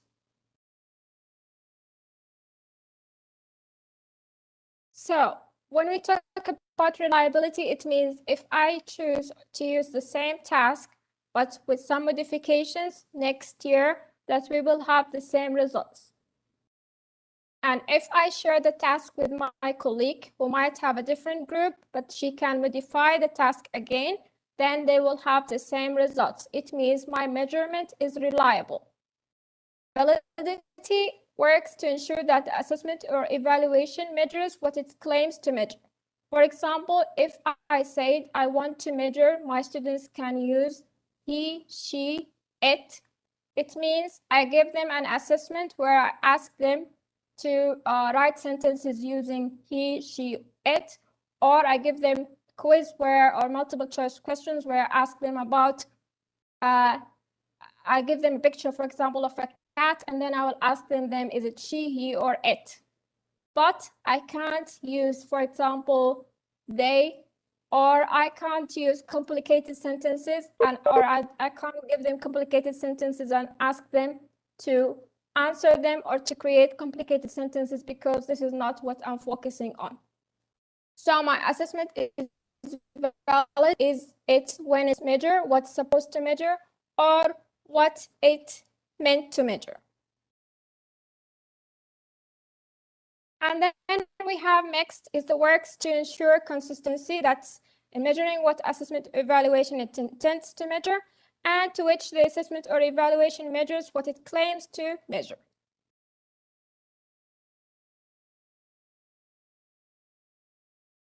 So here when we look at the reliability, let's take from the left to the right. Here we know where is the goal in the middle.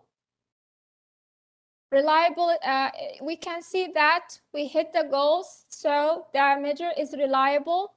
Every time we have the same result, but it's not valid. Why it's not valid? Because I don't hit the target. And then in the one in the middle, I can see I hit the target every time. It means that it's reliable. And my arrows are in the place that I want them to be in the target. So it's reliable. It goes to the same place all the time. And it's valid. It gets to my target. This is the third one, is an example of unreliable and not valid. My arrows are all over the place and none of them did hit the target. So this is the kind of assessment that we want.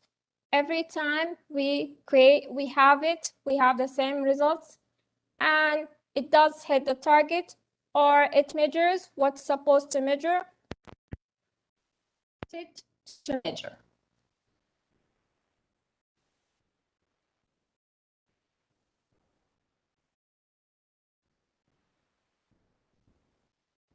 So when it comes to students' assessment literacy, how it's defined, assessment literacy for students focus on students' understanding of learning objectives, learning goals, learning outcomes, learning intentions. What are they called right now? They are called differently in different places and different time. Also the assessment, so they know what they are assessed on. They know the assessment process, how it goes.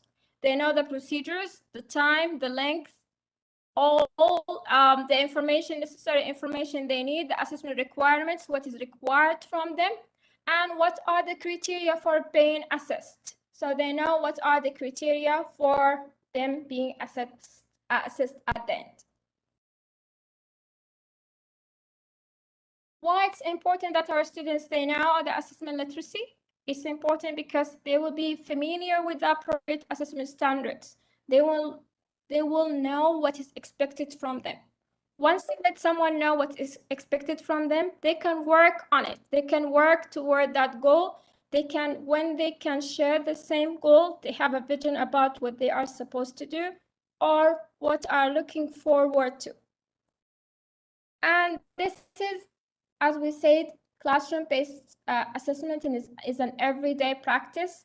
It means in every class, I have to share with my students the learning objectives, what we are trying to achieve today, how are we going to achieve that?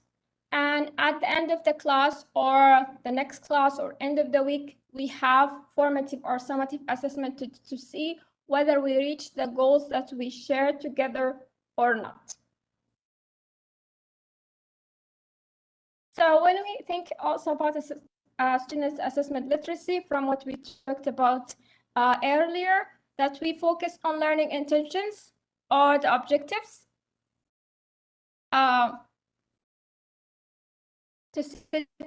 So we want to know that there are clear goals, achievable. They can achieve them at the end of the semester or the end of the term. Learning outcomes, what they can do at the end, what they will gain from the course, and what are the standards or the criteria for the assessment. As someone just mentioned, that they only think about the grades, but we can always, with the creativity, involve other things they can focus on. Also, the peer support or the one-to-one support they can receive from each other or from the teacher. When it comes to assessment literacy for the educator or for the teacher, it's very important that we are familiar with the knowledge, skills, and abilities that are required to design and develop and maintain or evaluate our students. That includes test processes, how we design, score, and communicate, what are the principles and concepts that we use, the ethics and codes of practice that we follow, so we make sure that our assessment is ethical and fair to everyone, because it affects our students at the end. It has an impact on their future, on their parents, on their on how they think about themselves. So we have to make sure that we create a good assessment to make sure that it hits or reach the goals that we have or the learning outcomes.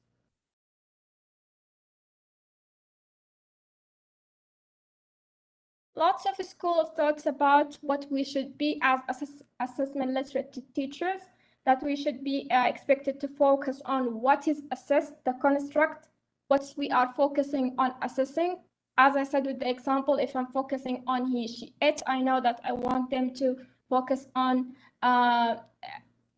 these things with simple examples. If I want to focus on how to write a paragraph, then I would think about whether they're what criteria that I want to include, like the introduction, the body, and the conclusion, even if it's a simple paragraph. How it will be assessed. Very important also to think about the instrument, how I'm going to assess this task. If it's a writing task, am I going to use the multiple choice questions? It won't really hit the target. I want to see if they are able to write simple sentences or not. And then also, are the test assessment tasks aligned with the learning objectives? For example, I have grade 1. Are part of the learning objectives writing? If not, then I can't include writing for the learning objectives because it doesn't hit the target. So I only add or include what is in our learning objectives. I might be an ambitious teacher. I want to include everything. I want my learners to be the best, but we have time to include everything. We want to focus on the learning objectives we want to achieve. So a lot of emphasis, as I said, on teacher knowledge, skills, principles, expertise in assessment, because the results might lead to good results or might lead to misleading results. So way we design our assessment might lead to misleading results about or information about our students and what they can or can't do. Also, part of what expected from assessment literate educator is they know how to develop sound assessment. Sound assessment means that assessment that based on principles and assessment theories, as we said, it's valid and reliable.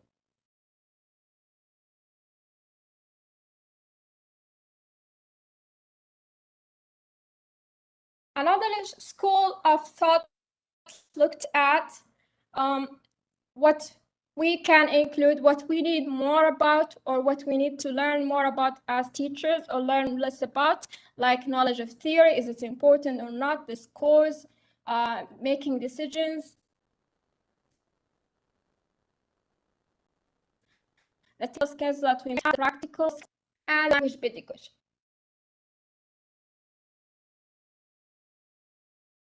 Now I have a question to ask.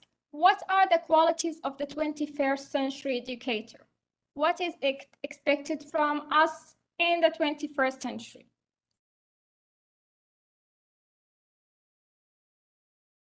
So Slido with the same number 591192.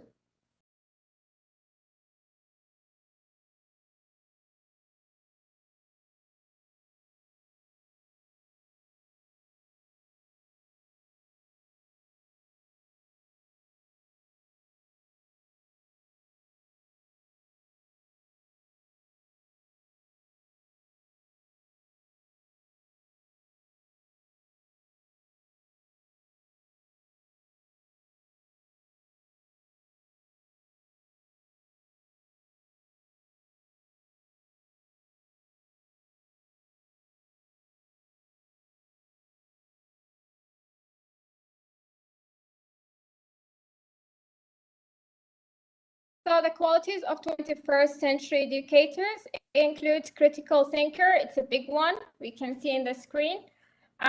Self-learning,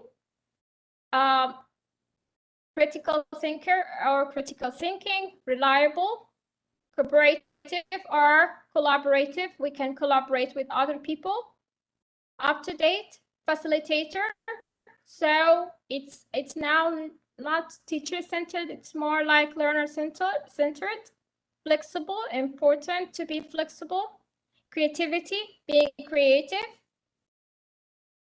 digital literacy, very important one. We had an excellent talk from Dr. Suhad and Mrs. Sahar. Technology, online learning, life learner. Life learner is an excellent one. So we don't stop at any age or stage. Assessment literate. CPD, professional development.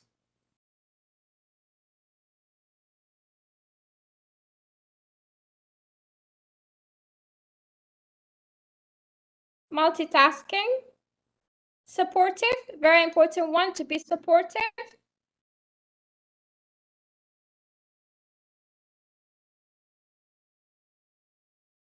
Well prepared. Smart seems something that's many of you share. As one of the big most repeated answers, critical thinker, smart, and self-learning, creativity as well. Confident.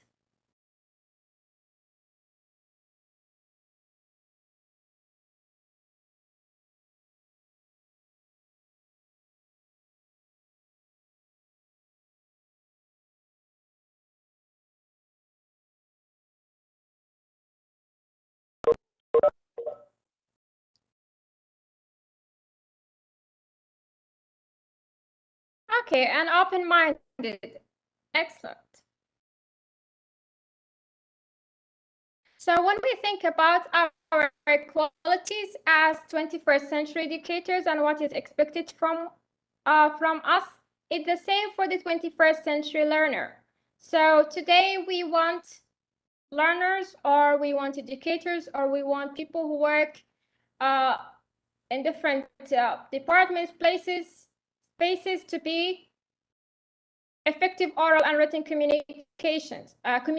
They can communicate with others. They can collaborate. They can work with other people. They can adapt to change. So they are flexible. They are critical thinker. They can solve problems. They can take initiatives. They are curious about learning, and they have imagination. They are positive, resilience. They can persist. And they have the empathy. They have the vision for the things that they want to do. They have ideas. They have the self-regulation. So the same things we want to think about in our classroom as a 21st century classroom is the same things that we want to think about when it comes to assessment. We want some creative qualities to be incorporated in our day-to-day assessment.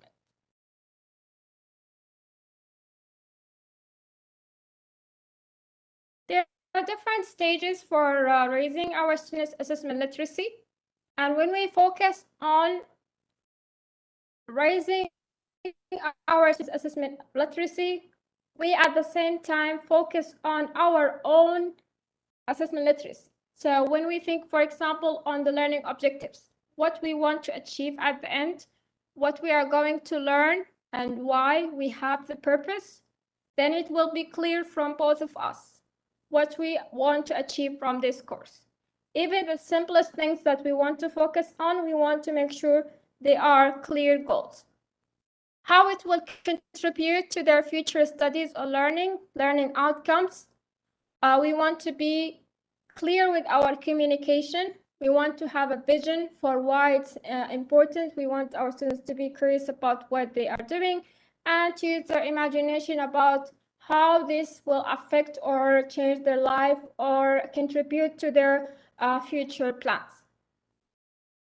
What are they to be assessed on, and when and why? So they need to know the assessment standard, criteria, and tasks. So this is part of being making informative decision and making sure that the information they need, they are familiar with, and they know it all the time. And what is expected from them, making sure that the expectations are clear. So also in our book, we know what we expect from our learners. So when we have our expectations, they are clear to us and clear to them. We know what we are measuring. We know what we are assessing. We know what we are tracking as progress. For example, participation, peer support, collaboration, self-assessment.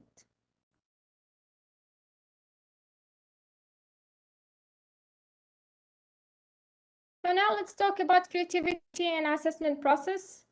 So there are different stages that we go through when we want to create an assessment or assess task. And we want to think about how we can add creativity to these tasks. Also, later we will have some examples. So we know we have the phase of exploration, then elaboration, expression, and reflection and response. So we will have a look at each one of them. The first stage is exploration. We want to explore what we want to do. We want to invite our learners to think about that we have a task that we want to do. It could be a written essay, it could be a video, it could be a presentation. So we have different kind of ideas we might want to do.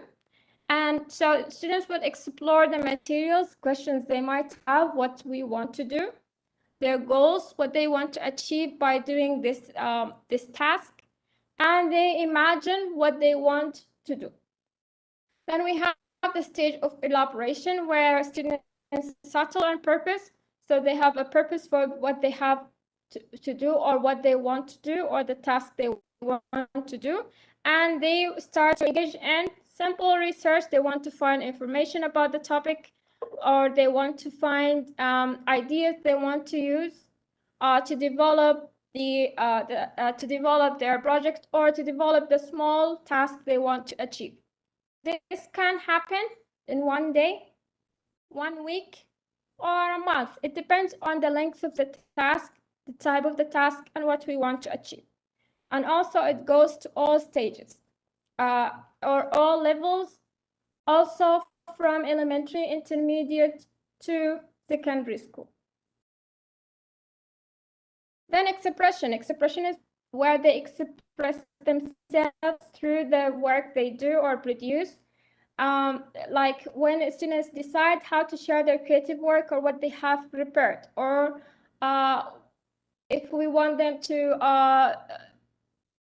share with us the task or the project that have created, so they will show us how they expressed the idea we asked them to do or the task we asked them to do. And then at the end, we have the reflection and response. It occurs when learners consider creative efforts and make decisions moving forward. So this is here where we share, we revise, we look at what they have done, and we can talk about it and how we can make it differently next time or what we can improve. Another way to look at it is that for the creative process, start with the inspiration. We want something to inspire us to think about the topic we want to focus on or the task that we want to achieve. It could be the experience or the process or the theme or the guiding questions. And then we have the design. We start with the designing, planning, thinking about what we will include, brainstorming. Is it going to be something visual? Is it going to be something written? Is it going to be an image, an infographic, a video? Mrs. Sahar gave us really very excellent resources and ideas. And then we have the creation, where we have the produced work. We can look at it, revise it, or reflect. This is a process goes for both students together, students to students, one-to-one, and students to teachers. And then we have the reflection and presentation, where we have the final product. We can always discuss, respond, present, and revise.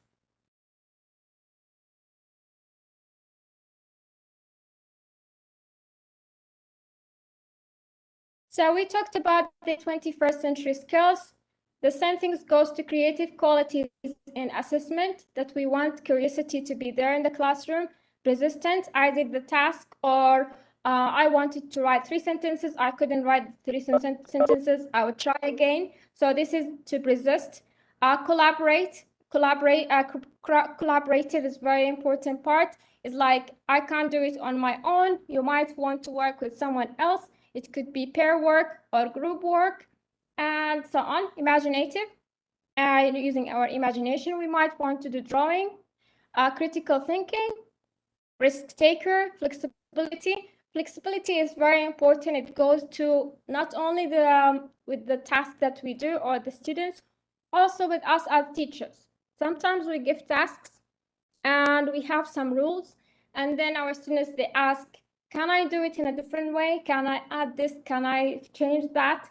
It's very important that we are flexible when it comes to allowing our students to unlock their creativity in the assessed tasks. So we want it to make sure that it's fair, standardized, and equitable, but at the same time, we want to make sure that we have a room for flexibility. And then reflective is, as we said, we want to reflect on the achievement, the progress, and how we can move forward with what we have at hand.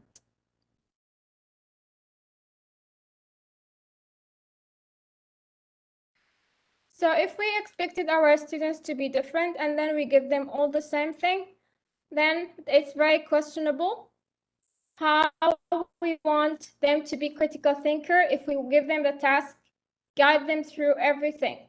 And I want to emphasize that creating a space for creativity and assessment in the classroom is a process of creating creativity in the classroom in general. So it's not something that is only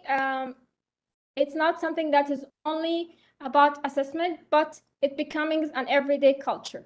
Creating an environment and a space in the classroom for communication, negotiation, reflection every day can make things easier when it comes to performing assessment.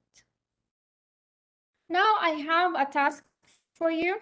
I want you to look at the 5 statements and decide which one is a fact or something can be true and which one is a misconception about assessment.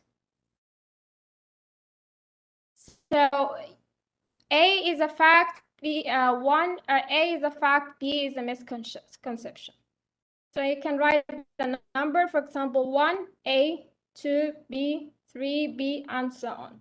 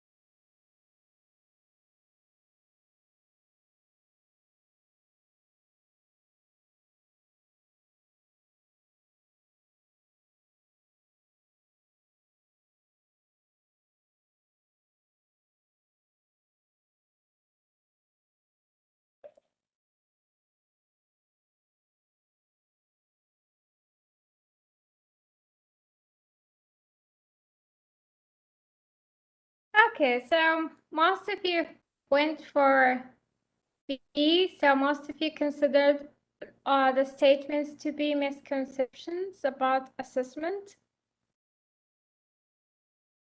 We have some interesting answers, and there are always room for debates.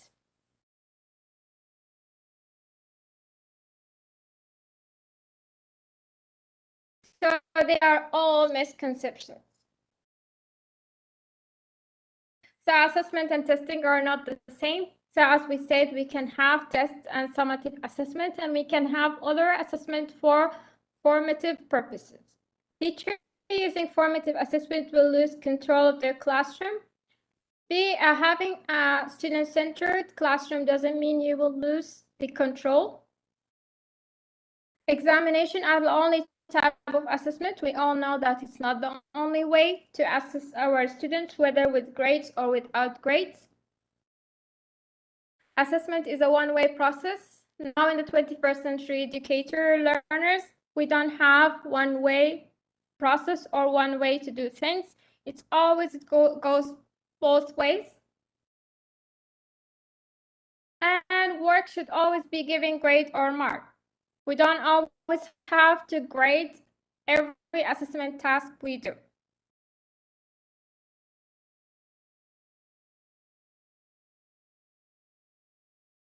There are other myths and misconceptions when it comes to assessment.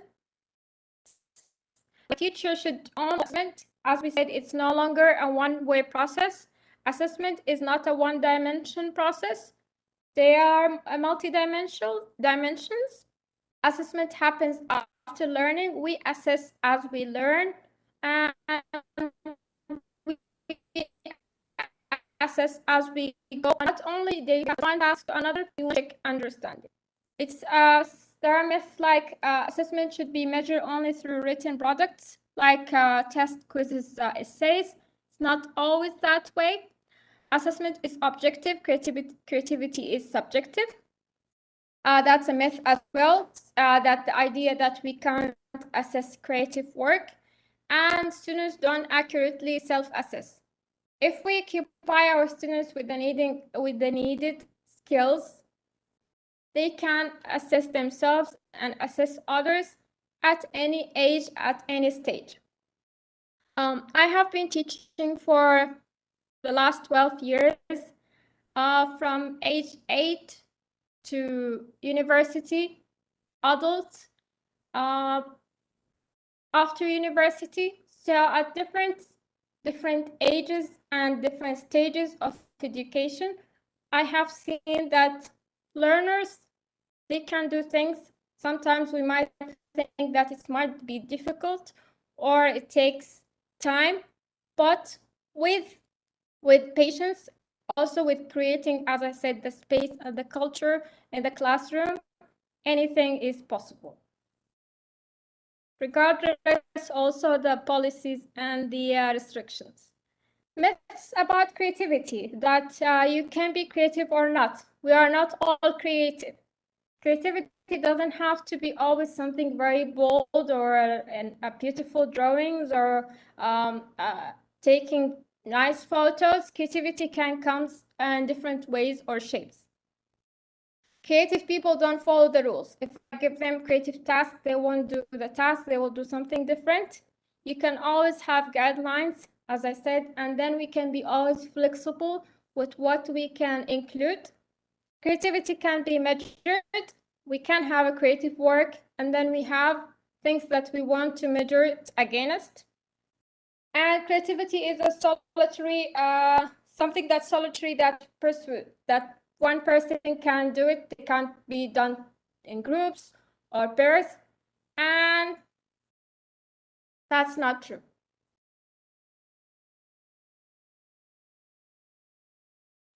Mrs. Sahar talked today about Bloom's taxonomy. It's very important when we think about the way we look at assessing our students.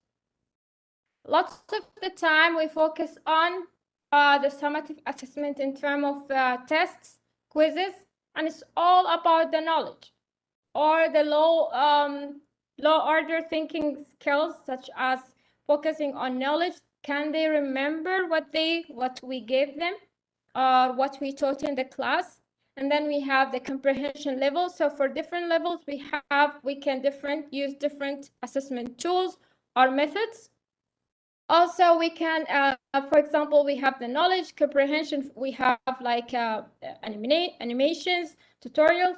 Application, we can have, again, multiple choice questions. We can have games. We can have the same different assessment methods at different levels of Bloom's taxonomy. And we want to think about, when we create our assessment task, is to create a balance between low order thinking skills like focusing on knowledge and comprehension, can they remember, and between application, analysis, and evaluation, can they create something, can they show us how to do the task in a different way, so we can have different level, which is application. Not going to go into details, but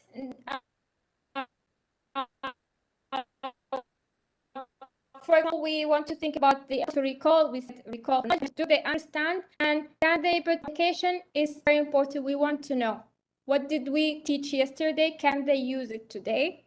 Can they create a sentence from the grammar we taught yesterday?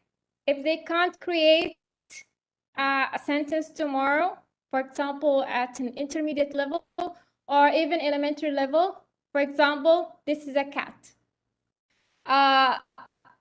Someone is saying that this is the Bloom's taxonomy older version. People use different versions. I know this is the older version, but for different purposes, we can use this one or we can use the new one.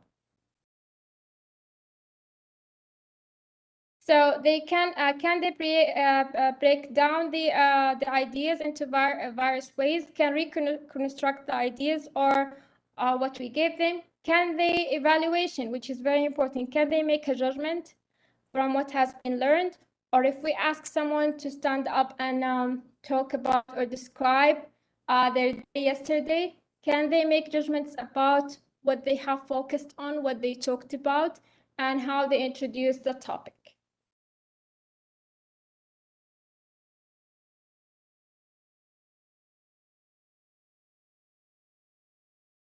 There are different ways we can develop students' creativity and assess tasks,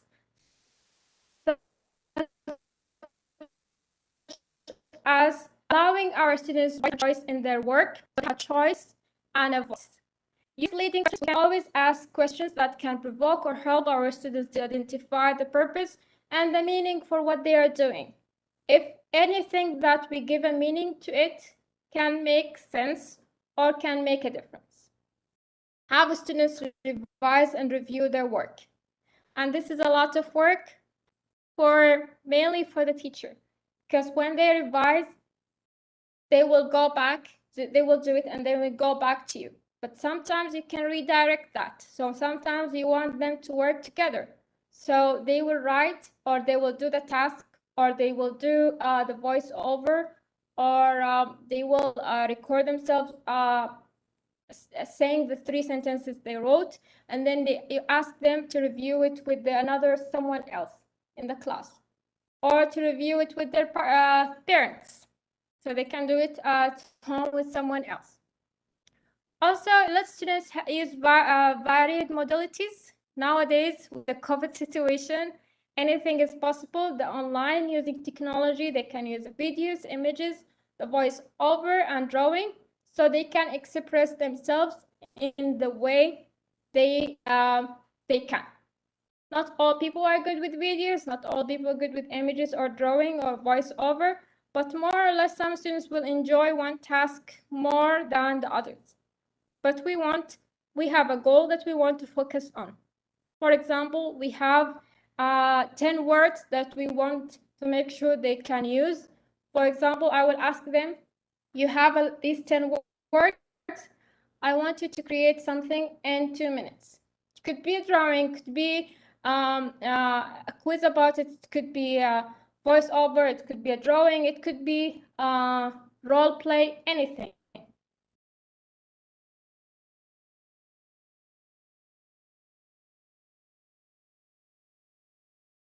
As we said at the beginning, and I keep going back to it because it's very important that we craft the learning goals. Once we know what we are doing something, we will know why, where are we going with it. And also it's very important that we revisit and revise our learning goals. One way that I like to do it with my students at the beginning of every semester, ask them to write learning goals from the course, the ones they want to achieve, so I can know what are their skills, where are they at, and what they want to achieve.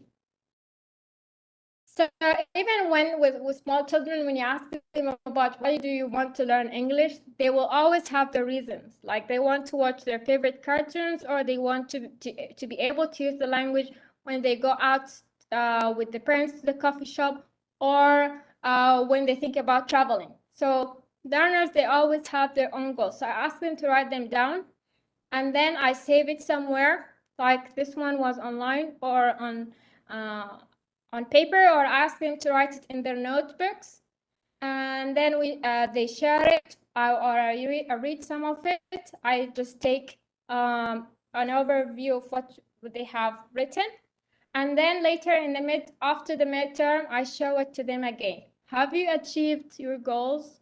Things you still want to work on? And then toward the end of the semester, we go through it again. So, and the best thing about the end of the semester is that when they realize that I have achieved my goals, they feel really better about, proud about what they have done and what they have achieved. And also it helps us to have an idea about our learners. Like I want to know what they know and what they don't know, what they want to improve.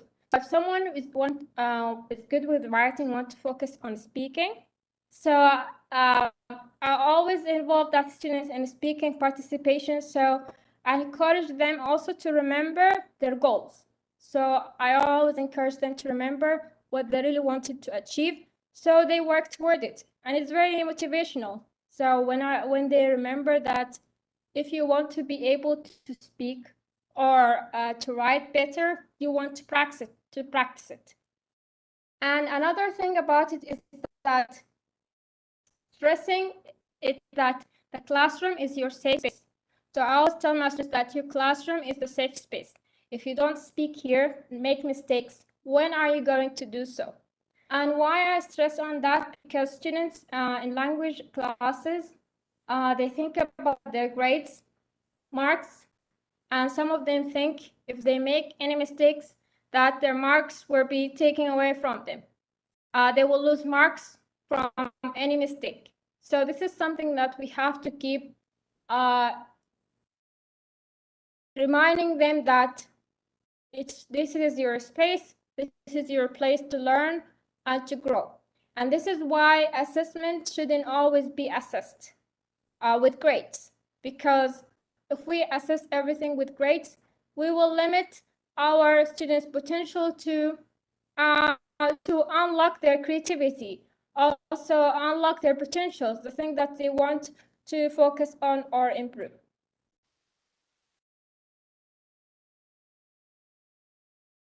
Also, it's very important that we focus on awareness of success criteria.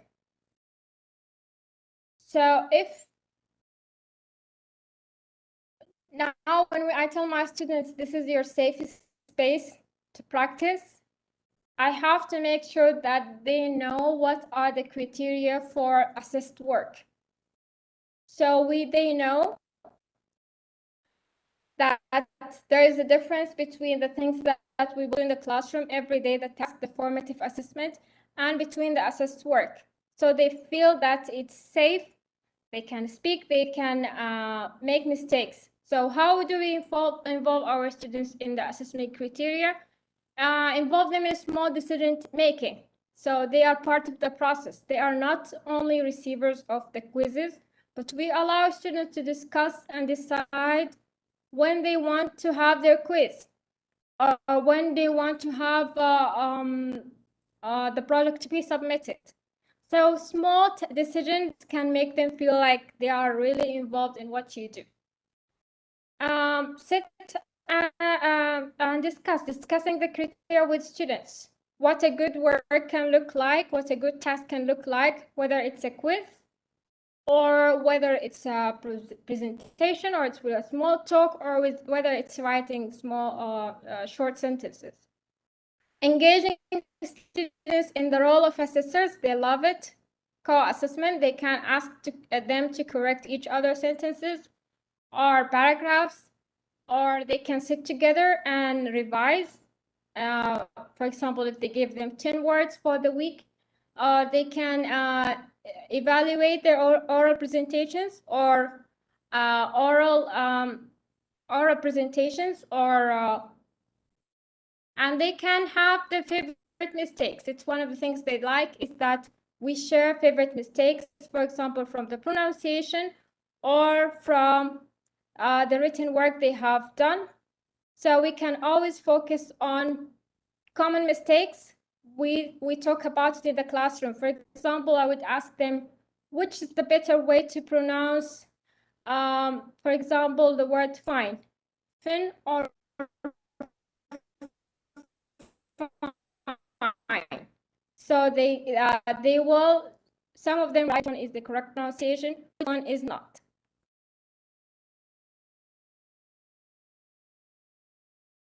So this is one way to do it, is that I like to engage students with writing. So I always ask them to write, even if it's something very simple. They will ask them to write what they think, especially when they are in the intermediate or secondary school level, where we want them to start writing sentences, how to use linking words, so they can use them when they talk or when they assess each other's projects. I want to share now a practical task that I had with in one of the courses. Is that I told my students that imagine you are having a conversation with a colleague, and you want and I gave them the requirements. So we had units about different situations or different topics. So I gave them options. I asked them to describe a situation or a person, describe a location or give direction, mention the hospital departments and the specialists. So it was one of the subjects they had. And I told them you can work in pairs or groups, and you have 4 minutes to do the task. So if you are 2 groups, If you are 2 students, you can do it in 4 minutes. If more, then you have more time. This slide, you mean?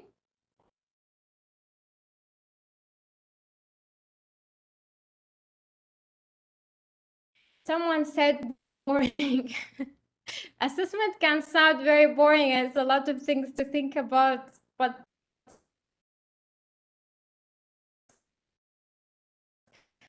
once you are in the process, it's easier. So I always make sure that it's very simple and clear when we give the task, the information and direction to students. And we give it in different ways, verbal and written. Sometimes we ask one of the students to re-say or what we are expected to do, because students learn more from each other. And here is what they have created.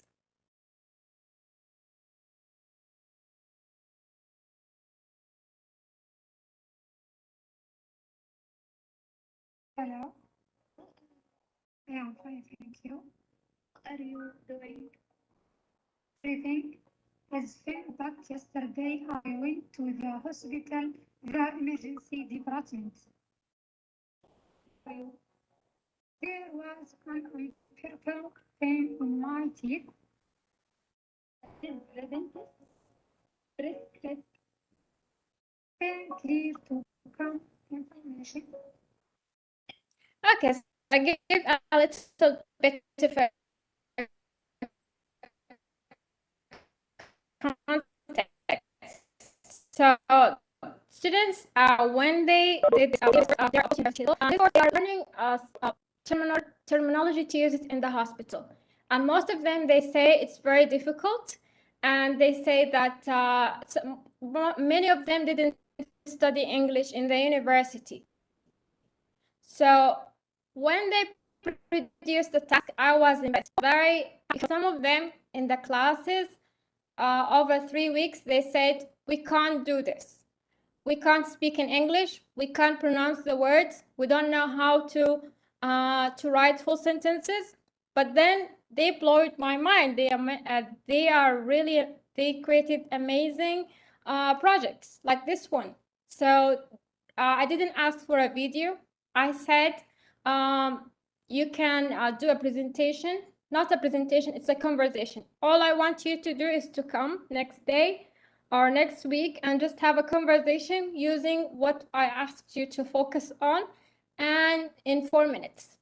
And then they for Tahani and Aziza, I asked them, I took their permission to share their project today.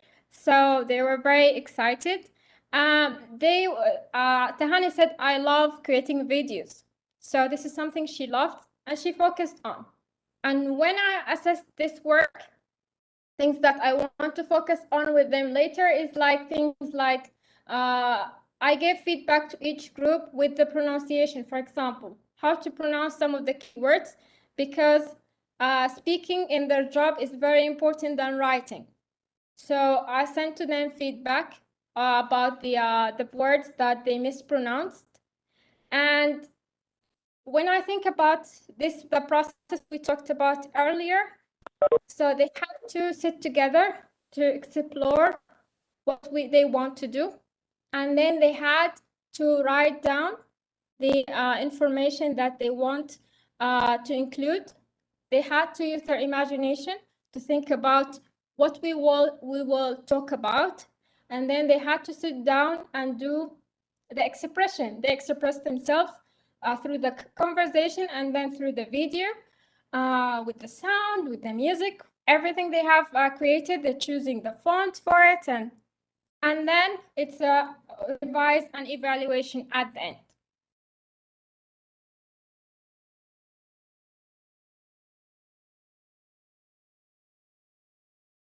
And while they did really excellent job, they always hesitate to show it. They was like, can I show you something that I have created? Like, it's always that, as I said, that we encourage our students, like, yes, you can go for it. You can do whatever you feel you want to do. So in my head, it was just a conversation. I wanted to keep it simple for them. And then they went and did what they thought will be suitable, expressed themselves through it.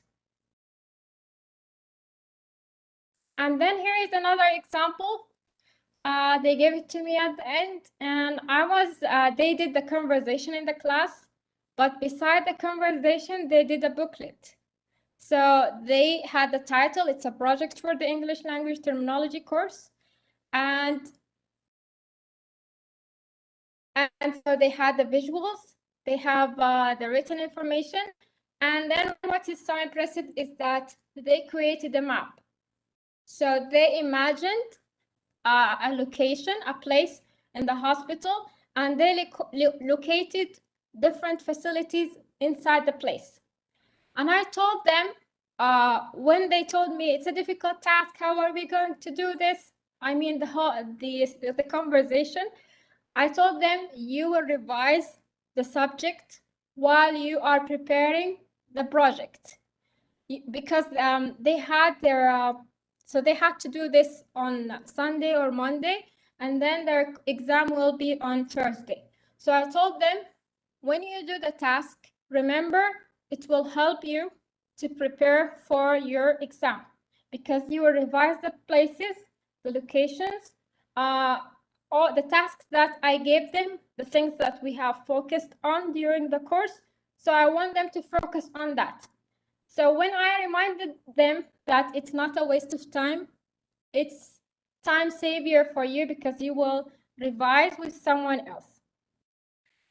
And so they have created the map, they have written the conversation they wanted to say, and then they came to the classroom and they did the conversation. And it was an excellent job and effort.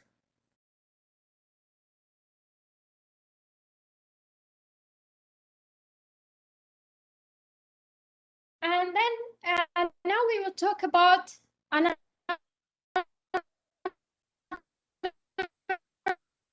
way of looking at it. Besides having a project, we can't basically want to save it. It's part of what we do. It's part of the policy. It's part of what we are supposed to show to the stakeholders. So introducing a student to summative assessment like tests, quizzes, for formative purposes, we can use different ways to do so. One of them is Kahoot. I love Kahoot. My students love it. Once they see on the screen Kahoot, or I ask them to open it, it's always exciting, because especially with the groups who like challenges. So we use it to review the units. We use it to review what we have done, what we have covered. Also, we use it to prepare for exams or prepare for summative assessment. So the idea about Kahoot is that they can they get the code. It's the same like Slido, the one I used today on purpose to show you how it can be used. There are different options. So I love to use multiple choice questions, because it's similar to the ones they will get in the exam. And then they have limited time to answer each question, and then they get scores for answering quickly. So I tell my students, this task familiarize you with the assessment that you will receive. Also, it helps you to answer in a limited time. I want you to think and answer as very quickly, because it helps you to develop this skill that you need for the exam. Also, it helps you to think about what could be the right decision. At the end, after we finish, we have a discussion and we revise the difficult questions. And the website gives you stats. It shows you which questions were difficult, which questions were answered by many students, which questions were not answered by many students. And you might be thinking, if they don't have their phones in the classroom, how they can do it? They can do it offline. So you give it to them, they do it at home. And then next day, you can just show on the screen their answers and what they have achieved. And sometimes I like to do it with rewords, I do it sometimes with rewords like points, or sometimes like points or simple gifts for those who scores really high. Someone here is asking about frustration. I always tell my students it's not a competition. I want you to learn, focus on the task, not on winning. And this is something that I try to create in my classroom.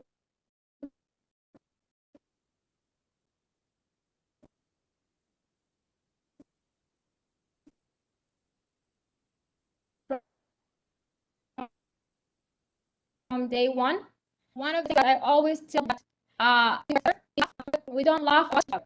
So I try to create that positive atmosphere in the classroom. I always ask them to focus on themselves and to focus on what they want to achieve, not to focus on other in the classroom. At the end, these Kahoot challenges are not graded. I don't give them marks for formative assessment.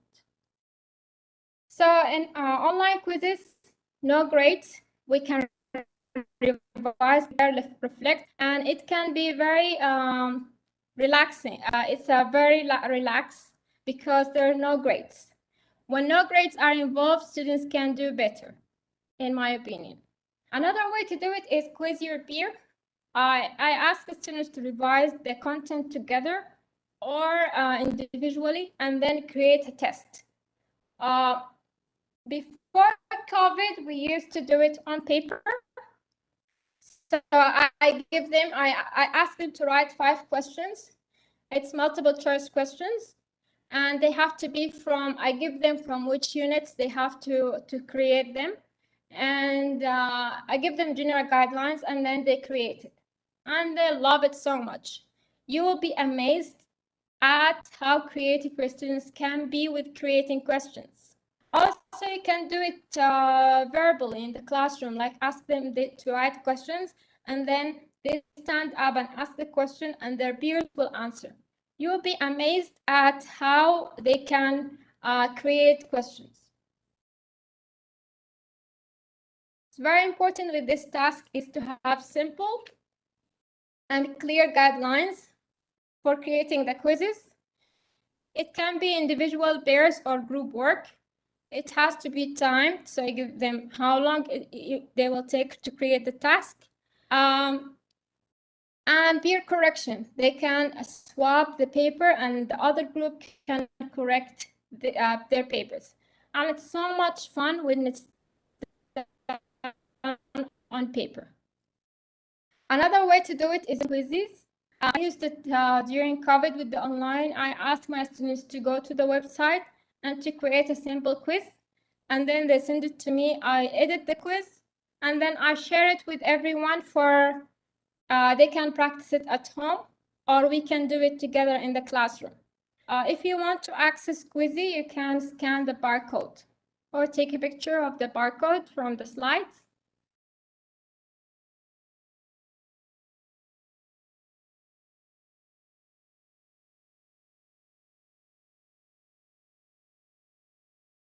So we talked about peer assessment or support each other with assessment. Also,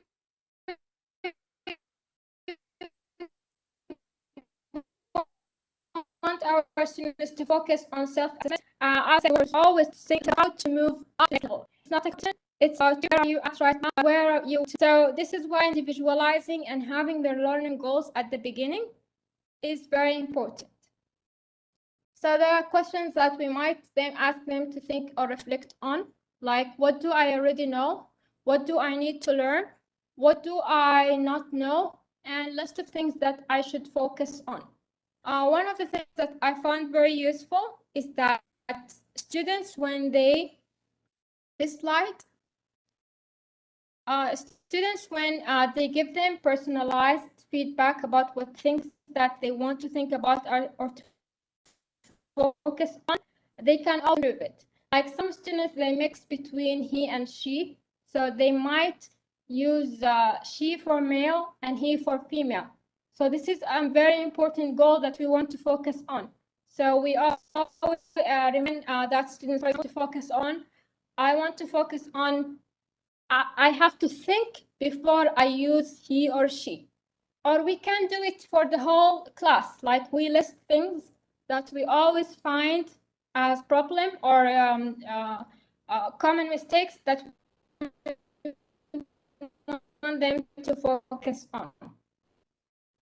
Another way that I use for assessment for quizzes and grades, no grades. I don't like to give grades when I want to check whether they are understanding or focusing or they can do the task or not. For example, using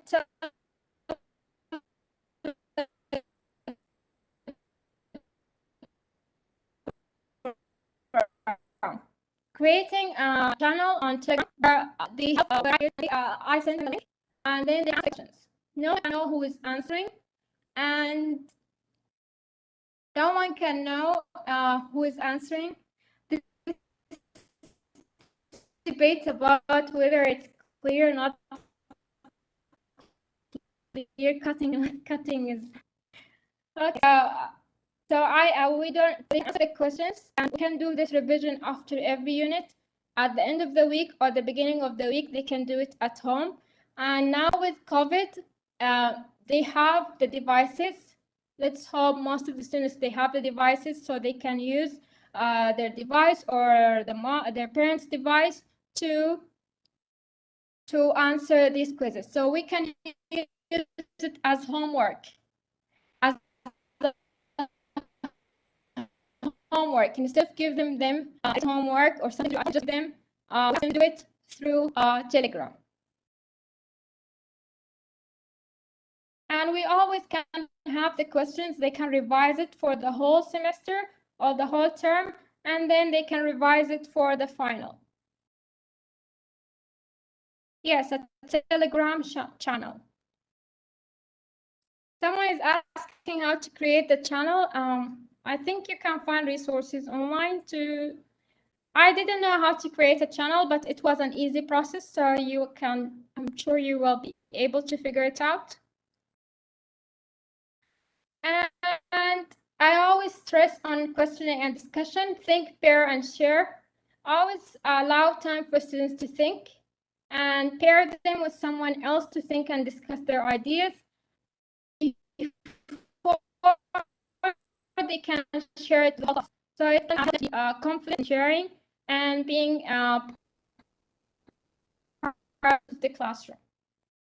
Another thing is what I call it slide or Sunday discussion. My students, they love this this thing, and they said we look for forward to every Sunday to see what kind of questions you are asking. And why I create Slido Sunday discussions, or why I start the week with discussions and questions, because I want to check in my students. I want to know where are they at. When it's very close to the midterm or exams, I want to make sure that are they ready, prepared, they have concerns, issues, problems, questions. Sometimes, and many times, students, they don't like to share. They feel like they don't want other students to know that they are struggling, or they are scared, or they don't know what to do. They have some doubts or issues. So with the Slido, you can do it online, or you can do it on paper, like use sticky notes. When I started teaching in 2011, do these things in sticky notes. So I give them sticky notes. Every class I have lots of sticky notes. I gave it to my students. It could be a question they have to answer or a comment. It's like something very simple that I want them to answer. Small polling way to check their understanding, prior knowledge, skills. As I said, preparation, deadline, needs, concerns. So the first question I always have is a very question that is not relevant to what we are trying to do, like, are you team tea or coffee? So they really get excited about this. So, and then after we have a small discussion about what do you like, we can talk about the elephant in the room.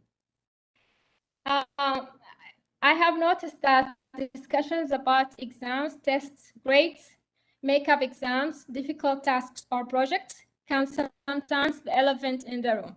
No one wants to talk about it, but they are affected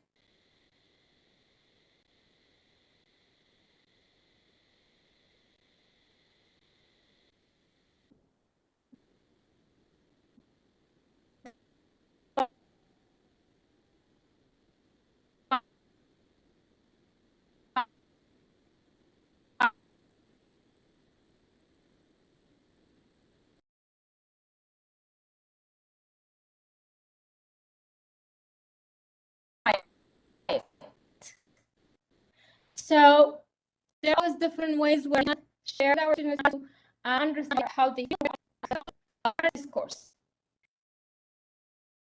And it was very surprising with this group that they want to learn about the teaching strategies, not so much about the assessment. So that was very I was very happy about that. They want to know how I'm going to teach the course, not about the assessment. But I think after the midterm, I have a similar slide where I give them options. They want to talk about the midterm, and I will see that who want, if there is like a good percentage that I know it's a topic that they want to talk about.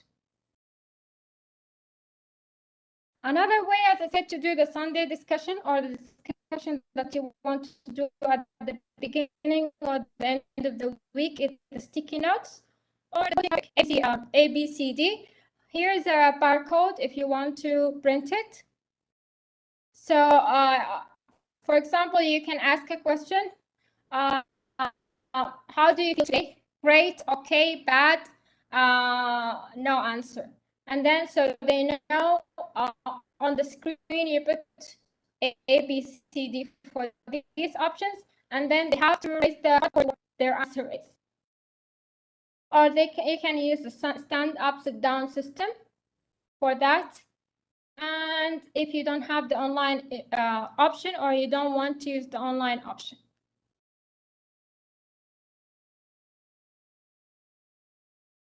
If you can't use outside websites, you can always use the platform you have to do the same task.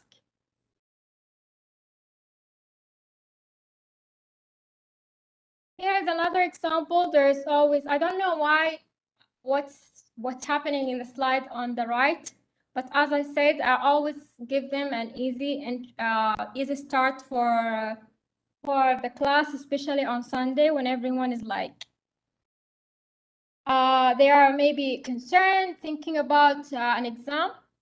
On the left, we have how are you going with your preparation for your exam. So I have a feel about how they feel. I wanted to know how they feel. Some of them, they said they're scared, or they don't feel good, or they feel bad. So I know that I want to focus on like talking to them about that it's okay to feel bad or scared, but you will be fine. So I know what we have to focus on. متى يخلص بنخلص بعد شوية خلاص ما بقي لنا شيء.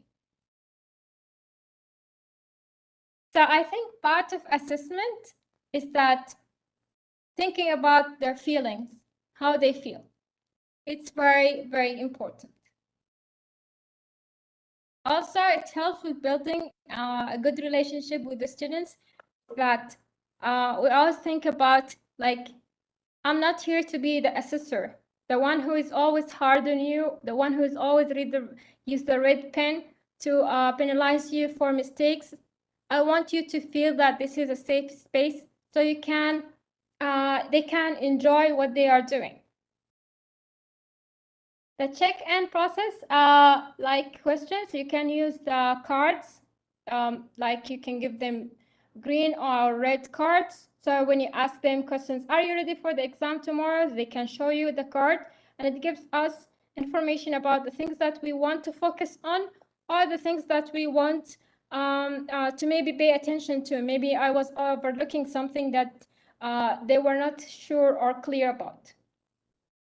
So what are the characteristics of the 21st century assessment? It's responsive. So we have some tasks to be done. It's systematic. We have a system, informative. We share the information our students need to know about the assessment and the criteria. Communicated. Communication is an important part of what we do. That we tell them everything and be clear about it. Being flexible. That always there is room for flexibility. Technically sound. And multiple methods. So we can share different methods. And technically sound, as we said, we want to make sure that our assessment is sound, valid, and reliable. Integrated, it means integrated in everyday part of the classroom. The question about the traffic. This is kind of traffic. Like you maybe want to use maybe you want to buy the colored papers, and then you use a code for that. Yes or no?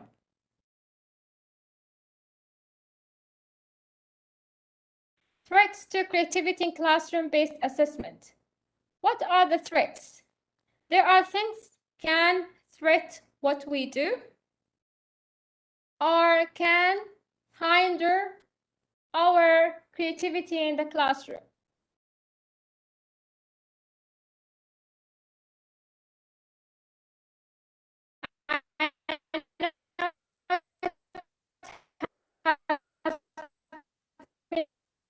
A long day, so you need to say the last slide.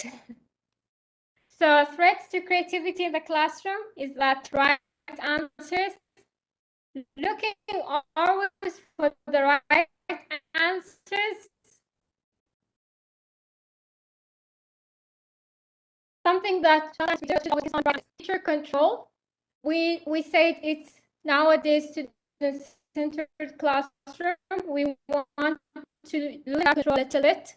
Lack of purpose. It's very important that we know what's the target, what we want to do. Negativity, being negative toward the students, or students being negative toward each other. And this is something that I do from day one. I have zero tolerance for negativity, bad language, laughing at other people, about what, whether they said something or they mispronounced a word. Tight deadlines. When we give them a short deadlines, like 1 day or 2, when are they going to be able to produce the task? Limited assessment methods. If we limit our assessment to only tests or quizzes, when are we going to unlock creativity? As we said with the Bloom's taxonomy, if we focus only on retrieving knowledge, the remembering, then we are not going to the next level. Limited understanding or skill. When we have limited understanding of skill of the subject or what we want to do. High stakes exams. Exams are always they always threats to anything that we do. High stakes exams, when it comes to competition, the students always feel like they have to compete against each other. It can hinder creativity. And the most awaited slide, thank you very much for tuning today and for coming, for your participation, for nice words. I'm so sorry about the cut. I don't know what's the problem. This is the internet that I always use, and I don't know why this is happening, but I hope you will be able to access the recording. Thank you very much.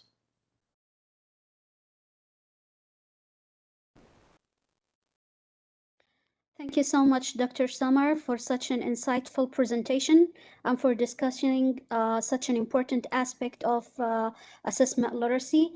I don't know if any of the audience has any questions.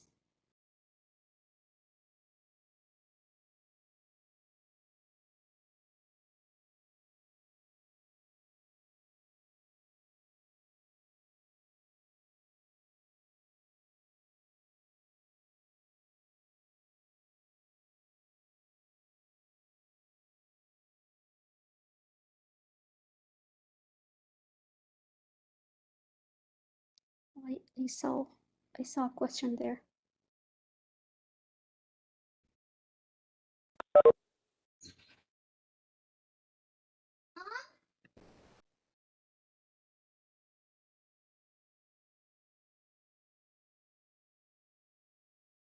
There is a question about Padlet. So it's called Padlet. So if you type on Google Padlet.com, you can access the website. I'll just type it in the chat.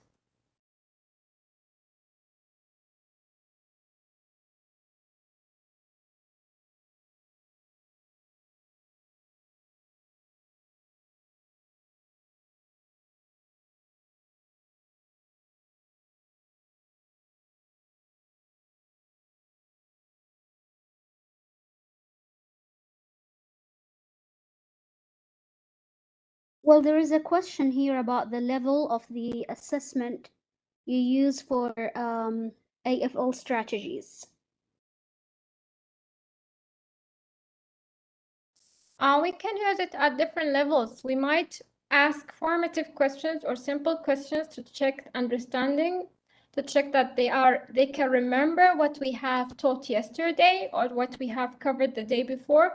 Or we can use it for application, that we want them to apply their knowledge. We ask them, we want volunteers to stand up and to do a role play. For example, today's lesson was about how to introduce yourself, so they can give us a simple introduction.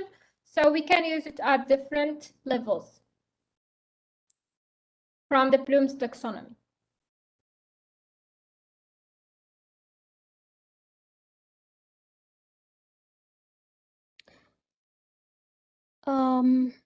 There is a question about like having or balancing the policy requirements and the formative assessments according to the students' needs. It's not an easy task. I've read someone also said that you have a lot to cover, so you're all thinking about how I'm going to finish all of that. But sometimes let's think about every day I want to include one task that can be formative in the midst of all the challenges that I have, and also think about it as a way to prepare students for what they have to do for the requirements or the policy, but have to do it in a different way. Instead of I just give students grades for grades for play or for doing something different in the classroom.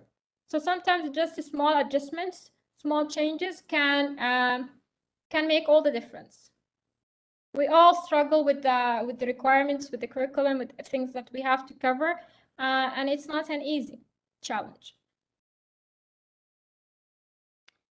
We have another question. It says, how can we change the fixed mindset about high grades for teachers and students? I don't know if we can fix the mindset, but we can create the space where we want to focus on. I don't talk about grades a lot with my students. I don't like to talk about it a lot on purpose because I want them to focus on the tasks that we are doing and to focus on the learning objectives that we have for the day. Of course, I'm clear about the criteria when it comes to assessed work or quizzes or exams. But again, I try an everyday task, like when we do Kahoot, students, they love it because it's like with the music, with how quickly they have to answer, they just get excited, start screaming. And so they kind of focus on the moment, on the task they want to do or to finish. And also I'm linking it to the goals. Why am I doing this? I haven't came across anyone who wrote because I only want the high grades, but they always list other things that they want to achieve. So we want to focus more on that. Okay, we're gonna take one more question.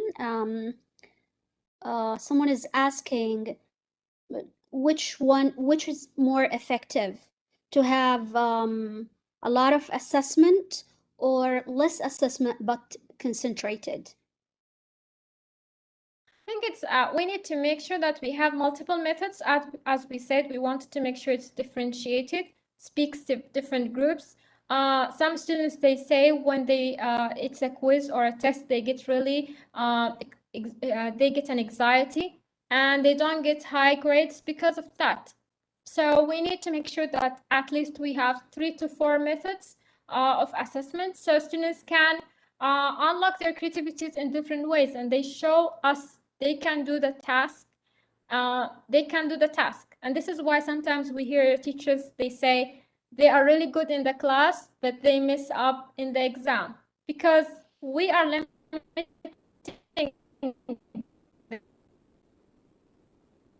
them. We don't personal differences and preferences. Well, thank you again, Dr. Samar. We came to the end of the first day of the firm. We hope you enjoyed the sessions and you found them useful. Please make sure that you fill in the attendance survey in English in order to get your certificate. You can find it in the chat box. Thank you again for joining us today, and thank you for our speakers and panelists. Enjoy the rest of your day and see you tomorrow. Thank you, Dr. Noah. You're welcome.